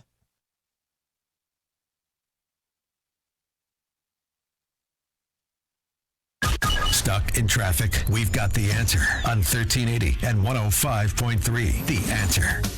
We have one very big problem right now, and that's on 170 southbound. That is at a standstill from Delmar Boulevard because a crash is blocking 170 southbound at Forest Park Parkway, so it is shut down there. We can see it from the jam cam at Forest Park Parkway. All of our delays are gone. We do still have that flood warning in effect until further notice for the Mississippi River. And you've got roadwork closing a right lane on 255 eastbound at Jefferson Barracks Bridge until 3 o'clock. Traffic is sponsored by Dell. Dell Small Business Technology Advisors know there's nothing small about your business. That's why they offer one-on-one partnership and reliable business PCs with Intel Core processors to help you get business done. Call 877-BY-DELL. That's 877-BY-DELL. I'm Bonnie Green with your St. Louis Metro traffic on 1380 and 105.3 The Answer. 1380 The Answer. Weather. Mostly cloudy today. Expect a brief shower or two this morning, followed by clouds giving way to sunshine in the afternoon, high 53. Clear skies as we head into the evening, low tonight falling to about 37. Another sunny day for Thursday, high 53. I'm Madison Baggett with your St. Louis Metro forecast on 1380 and 105.3 The Answer. Dennis Prager explains how the left works. The use of government power for political ends. That is exactly what the left is about, has always been about. There are no limits to the efforts it will make using government to suppress its foes. There are no limits. The IRS was just a hint of it. This is a very scary thing. The Dennis Prager Show, weekday mornings at 11 on 1380 and 105.3. The Answer. Breaking news. Stimulating talk. Curtains, shades, blinds, shutters. What are the best for living rooms or bedrooms? Hey, it's Allman from Allman in the Morning. I want to tell you about the quality customized service you will receive when you call my friend Michael Proctor at Proctor Drapery. Michael is an interior designer with exceptional expertise when it comes to window treatments for your home or business. Michael has served our St. Louis area since 1974 with the highest quality and value for custom drapery, blinds, shades, and shutters. He's also the top-tier Hunter Douglas priority dealer and your first choice for Norman Plantation shutters. Those are beautiful. Call Michael Proctor today and schedule your in-home consultation with Michael's mobile design unit. He will come to you. Weekend and evening appointments are available. The one-on-one appointment with Michael will ensure the look is exactly what you're looking for in your home or business. So cut down on the risk of error. Schedule your appointment today with Michael Proctor. Proctor spelled like doctor, proctordrapery.com. This hour of Allman in the Morning is brought to you in part by Dr. Anna Smith, the #1 provider of oral sleep appliances in the United States. Learn more at cpapsucks.com. Listen to Allman in the Morning with Alexa. Wake up and say, Alexa, play The Answer St. Louis. Now, back to Allman in the Morning on 1380 and 105.3 The Answer. Tastes like sweet red wine and a pretty legs. Go to heaven every time. She got a gentle way that puts me at ease. And when she walks in a room, I can hardly breathe. Got a devastated smile like a grown man to his knees. So come on and beat it. It blows me away. She's everything I want to say to a woman, but I couldn't find the words to say. Hey, folks, you know what? We have someone who you might want to talk to. Hang on the line if you have any questions, because this is so fascinating, this whole topic of Jesus and his life. And if you call Tammy.com real estate listener line at 844-855-1380, I'll let you go ahead and ask a question of none other than Dr. Robert Cargill. He is one of the experts featured prominently in this 8-part series on the History Channel, Jesus, His Life. And it's premiering this Monday, the 25th, at 7 o'clock Central Time.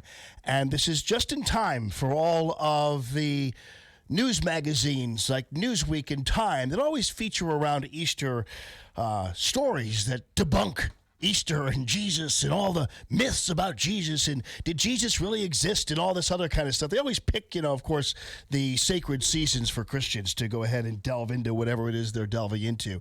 So we love this kind of counter-programming, if you will.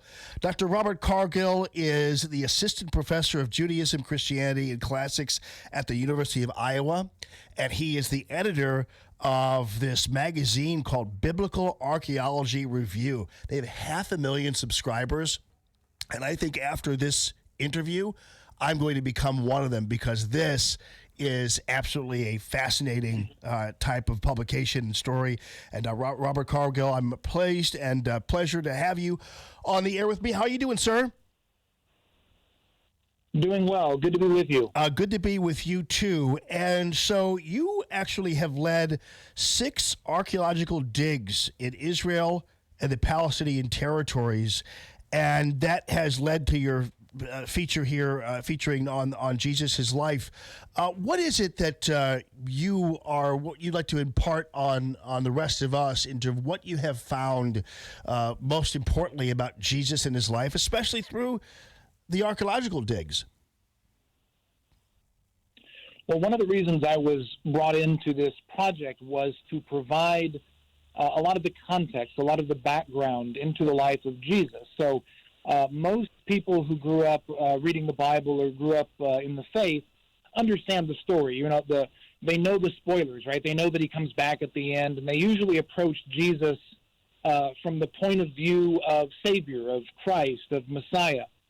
So what this show does is it looks at Jesus from the point of view of those who had to discover him from the beginning of his life, from the beginning of his ministry, and then had to wrestle with whether or not to believe in this man, to believe, is this guy really who he says he is?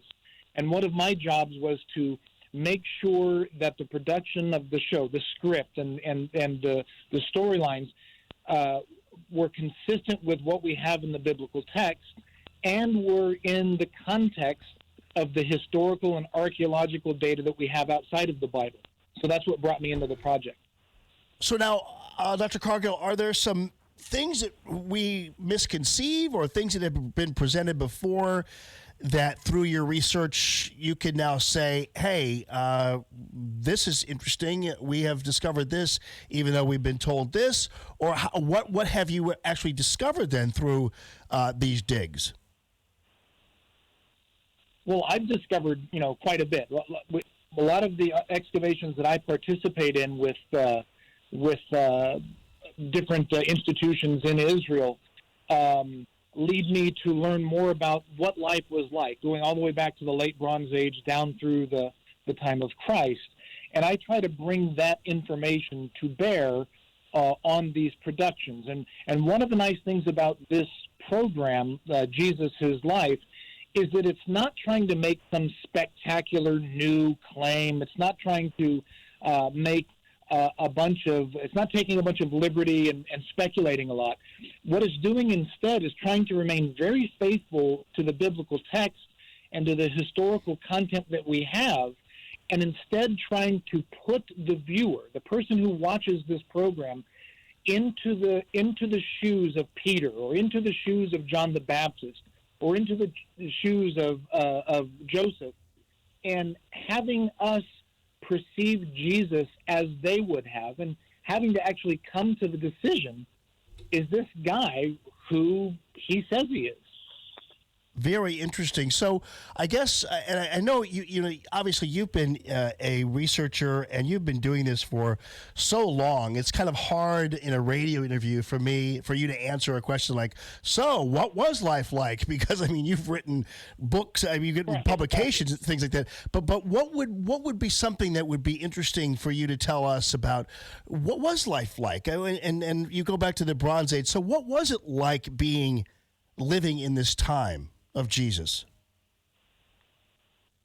I think one of the most frequent misconceptions that I see is the idea that everybody was ignorant, and especially politically ignorant.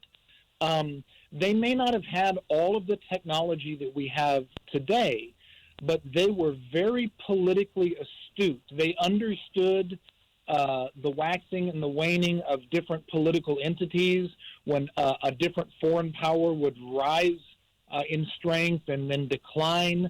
They knew how to, when you're in Roman Palestine, when you're in Judea in the first century and you're occupied by the Romans, but let's say you're the Jewish high priest, you have some independence even though you're subject to the Roman Empire. And that allows you to have a little bit of leverage with the Roman prefect there, the Roman governor that's in charge. And so they weren't ignorant of political mechanisms, and I think we overlook that. I think we just assume, they didn't know a lot, and we're smarter today. They were very, very smart, and they knew how to pull on the levers of power. And this show really examines that by looking at what the ministry of Jesus would have meant to a small village in Galilee. Would that have attracted the Roman Empire? Would that have attracted the suspicion of Rome? Would that have put the local villages in danger? Those types of things. So we learn a lot from archaeology about the strength of these nations at the time, and then just what daily life was like. It wasn't that much different than life today politically. It's just they didn't have as much technology. They didn't have as much science and an understanding of how the world worked. But man, they certainly knew how to manipulate the levers of power. Very interesting. And, as an avid stargazer, and I just love talking about this kind of stuff, I've kind of noticed when in Mass, and when we have the biblical readings and from the Bible, particularly some from the Old Testament, there's a lot of discussion about stars and about natural things. And I always found that fascinating because, one of the things I discovered about the Orion constellation is that it was actually discovered during the Bronze Age. And so there's a lot of not only political awareness, but there seemed to be a lot of natural, raw scientific awareness, so much so that it was referenced in many different Bible passages. That's right. Not only in the Bible, but in a lot of the Babylonian texts and Sumerian, going way back, there was an early tradition of looking at the stars, and of course there was also this tradition of understanding a natural phenomenon to be omens from the divine realm, whether they believed in the Hebrew God or whether they believed in different gods throughout various pantheons. And things that happened in the stars or in the constellations, meteorites, they took those as omens, as they did with dreams as well. And this hasn't gone away, right? Today, people still see shooting stars, or they'll have a dream, and these are still understood by many to be signs, to be someone's trying to tell me something, be it God or something's trying to tell me something. And in the ancient world, these were understood to be symbols or signs that God or gods were trying to communicate with humans. They were taken very seriously. And you see them pop up throughout the Bible. I love that because what it does is it reflects a level of humility and worldliness that I think a lot of people these days don't have. I mean, people can go a week or a month without ever actually even looking up at the sky because they're so busy with their daily lives. But when you see the wisdom that comes out of the attempts to interpret what they're seeing in the sky or around them, there were probably many distractions other than that, but that seems to be really interesting too when they reflect upon these dreams or what they see in the sky and that kind of thing. It makes it almost actually all that much more credible coming from people who were actually humble enough to appreciate where they, or attempt to learn how they fit into this world they're living in. Yeah, and a lot of that has to do with, we live a lot of our lives today because of technology and because of construction indoors. We just don't take the time to go outside, A, to go outside, and B, to look up at the stars. And the other thing is electricity, right? There is so much light pollution. There is so much electricity today that, one of my favorite things growing up is my father taking me out into the countryside where there was no electricity, where there was no light pollution, and then looking at the Milky Way and understanding how small we were and how big the universe was, and then yet how important I was to my father, to my family. And it really helped me put my life in perspective as a human being and the importance of the actions that I take, the things that I do, my significance. I think there's power in understanding our smallness, and then through that humility, understanding the power that we have as individuals. Absolutely, that's so beautifully put, Dr. Cargill, and really, honestly, it always gives me a sense of security and safety, being reminded of how not insignificant I am, but how small I am and my part in the world. I think there's a level that canopy of stars, if you will, is almost like a blanket in itself when you look at it that way. And it's no accident that if you look at the biographies of many of our astronauts going back in history, it's no surprise that they came from areas like Nebraska and farms and things like that, where they actually did see the sky. Yeah, no, I like I said, one of the things that I've noticed moving from a small town in Central California to Los Angeles and then back here to Iowa, where I live now, is a reappreciation of the outdoors, of the countryside, and of the sky, of watching a beautiful sunset, of watching the stars, and it really gives me appreciation for the natural beauty that we either forget about or that we take for granted every day. Dr. Cargill is one of the experts featured prominently in the 8-part series Jesus, His Life, which is premiering on the History Channel this Monday, the 25th at 7 o'clock Central, and it promises to be really amazing. And actually, this is great because, this mixture of scientific investigation, archaeological investigation, literal interpretations, all brings a certain level of wonderful humanity and access to the story of Jesus, where otherwise normally we just get it from going to church or what have you. And I think this is really the true fascination with this series. And Dr. Cargill, if you don't mind me, I'm kind of going to ask you kind of a dumb question, but and it's only because, and I'm sure maybe you've got it before, but are there, where is Jesus? Where are his? I know they had the Shroud of Turin, but is there any indication at all where his bones might be or anything like that? Yeah, no. The short answer and the consensus answer is no. There are some scholars who will make a claim that there are bones of Jesus in certain tombs in Jerusalem, but the answer is no. We have no archaeological evidence for the remains of Jesus. The Shroud of Turin has been proved on a couple of occasions to have been a medieval forgery. The nails of the cross and the wood of the cross and things like that. These are all attempts by people to try to touch Jesus, right? Right. You recall the story of the woman who reached out and touched the garment of Jesus, and he felt the power go out of him. There have been people trying to recreate that for a long, long time, ever since Jesus was on the earth. And so I think we call it relic hunting, right? People have been trying to capture, to touch Jesus so that they can be a part of this story. And I think the closest thing that we have today is traveling to the Holy Land, to the historical context, to do archaeology, to touch to visit the Church of the Holy Sepulchre, to visit the Western Wall, to visit the things that Herod the Great built and that the early churches built, around the country, to visit the actual places, to experience the history. For me, that's a religious experience, because I'm actually walking through history. I'm actually touching the wall that Herod the Great helped construct, and the holiest place in Judaism. I'm walking through the Church of the Holy Sepulchre. I'm experiencing at least the traditional site that's associated with the crucifixion and burial of Jesus.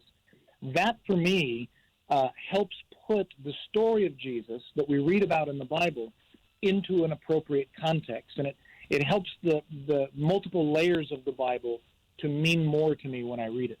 Wow, yeah, most definitely, and not only is there that power and that mystifying kind of elements these people must have been living in, but then you also have the normal things like I never forget. I think it might have been the passage describing the wedding of Cana, and where they talked about the wine, and there was this really. Actually, kind of made me chuckle when we were reading it, and it was describing how at these parties they would first break out the great wine, the good wine, And then once everybody had some of the good wine, then they start getting the lesser wine. Then they start pouring that when everybody kind of had their fill. And I thought that's just such a normal thing to do, you know. I love it. Yeah, no, it's they bring out the craft brew at the beginning, and then everybody's a little tipsy. Then they bring out the natural light, right? No offense to natural light fans, but they bring out the cheap stuff, and this is the power of what John is trying to say in this parable, and that is, they were astonished because Jesus saved the good stuff for last, and what John's referring to Jesus, right? They've saved Jesus for last. They've saved the good stuff for now, as he's coming into his ministry, as he's coming into his time. And so, but I've been to Cana. I've been up, through this town, and not that there's anything that is proved about the story by going to Cana, but by going into the city there, and then reading the story, you pick up little nuances by actually experiencing the actual historical site. Yeah, and that's where also we get in that passage I guess one of the original intercessions of Mary. So that's really really amazing and fascinating. Now, this publication you have called Biblical Archaeology Review, which 500,000 people subscribe to, is that a monthly? How often is that, and where can we see that and find that? It's bi-monthly. It's every 2 months. And we publish that. It's available on the newsstands. It's available at biblicalarchaeology.org is where you can find it, biblicalarchaeology.org. And what we try to do is take the technical archaeological debates that are going on today in Israel, in Jordan, in Egypt, and we try to make those so it's understandable to non-specialists. This is a popular magazine. Armchair archaeologists, people at home who aren't specialists, who don't read Greek and Hebrew and Aramaic, who don't do field archaeology. This is the magazine for you, because it takes all of the new finds that are coming out of the Holy Land and makes them understandable for everyone. Wow, I love it. Well, thank you for spending as much time as you have with us, Dr. Robert Cargill. He is the assistant professor of Judaism, Christianity, and Classics at the University of Iowa, and prominently featured in the 8-part series Jesus' Life on the History Channel this Monday, the 25th at 7 o'clock Central. So, Dr. Cargill, thank you so much. It was fascinating talking to you. Can't wait to pick up your archaeology review, and hope we can talk again soon. Thank you so much, sir. Thank you, and good to be with you. Good to be with you as well. Yeah, that's fascinating. I could talk about this all day long here. You know what I'm saying? Because I got a lot more questions about that. But this is going to be a fascinating series, and I guarantee you, I don't know how many subscribers Newsweek has, but 500,000 subscribers to Biblical Archaeology Review is good news for everybody. So let's put it that way. So this is the History Channel, Jesus' Life. That's on the 25th of March on Monday at 7 Central. This is Common Sense Radio. Live from the Arrowhead Building Supply Studio, this is Allman in the Morning on 1380 and 105.3. The Answer. I regularly hear stories of companies cutting the commissions of their outside salespeople. Has that happened to you? Or maybe you've had accounts taken from you and given to another salesperson to level the playing field.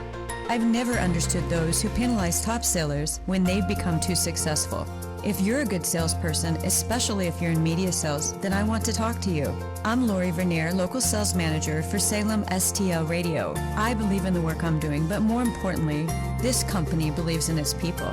Last year, Salem Media Group, our parent company, was voted one of the national best and brightest companies to work for. And for the past 2 years, we were voted a great place to work by our employees. If you'd like to join my sales team, drop me an email at jobs@salemstl.com. That's jobs@salemstl.com. The station is owned and operated by Salem Media Group and is an equal opportunity employer. Oh, my friends, spring has sprung, and maybe you have a chance now to walk around your house and say, ooh, you know what? Now that the warm weather's here and spring is here, I want to freshen up my house too, as I am freshening up my attitude. And so for 26 years, Banner Construction has provided beautiful exterior restorations that not only enhance the look of your home, but also give it the curb appeal and the increase in value as well. And so right now they have pre-season savings for you. So basically they're offering you last year's pricing, but it only goes through March 30th. So before everybody gets on the list, why don't you get on the list and order while the backlogs are low and the savings are gigantic. 569-1050, bannerconstruction.com. So whether it be the siding, the James Hardie fiber cement siding, which is beautiful and just simply looks like wood and is lasting half a century and comes in all kinds of different pallets, or the vinyl siding that they offer you as well, or the beautiful windows. And I don't know whether you've ever experienced the beauty and look of a wood window, but they have some beautiful ones for you right now at pre-season savings. This is the pre-season savings event at Banner Construction, going only through March 30th, though. So place your order now and get in while the getting is good for the trucks to be rolling for springtime. 569-1050, bannerconstruction.com. KXFN, St. Louis, K287BY, St. Louis. Rick Pogue here with Arrowhead Building Supply, the region's #1 specialty exterior building supplier. Arrowhead has the widest range of exterior products, from the most economical and commodity items to our highest-end outside elegance collection. If you need a contractor, Arrowhead supplies products to hundreds of the best contractors and builders in the business. Call us for a contractor referral and rest easy. The Arrowhead Cube Home Visualizer tool means you can upload an actual photo of your home and change it with just a touch of your finger. Now you can be 100% confident in your selections before they are installed in your home. Our product showrooms are the largest and most beautiful in the industry. We make it simple to experience a full range of siding, roofing, window, door, deck, and even stone options for your home or business. Check us out at arrowheadbuildingsupply.com or visit an Arrowhead showroom near you today in St. Peters, Missouri, Peewee, Missouri, and Fairview Heights, Illinois. Arrowhead Building Supply. Building supplies for building success. arrowheadbuildingsupply.com. America First with Sebastian Gorka. Tonight at 11. Now, more Common Sense Radio with Allman in the Morning on 1380 and 105.3. The Answer.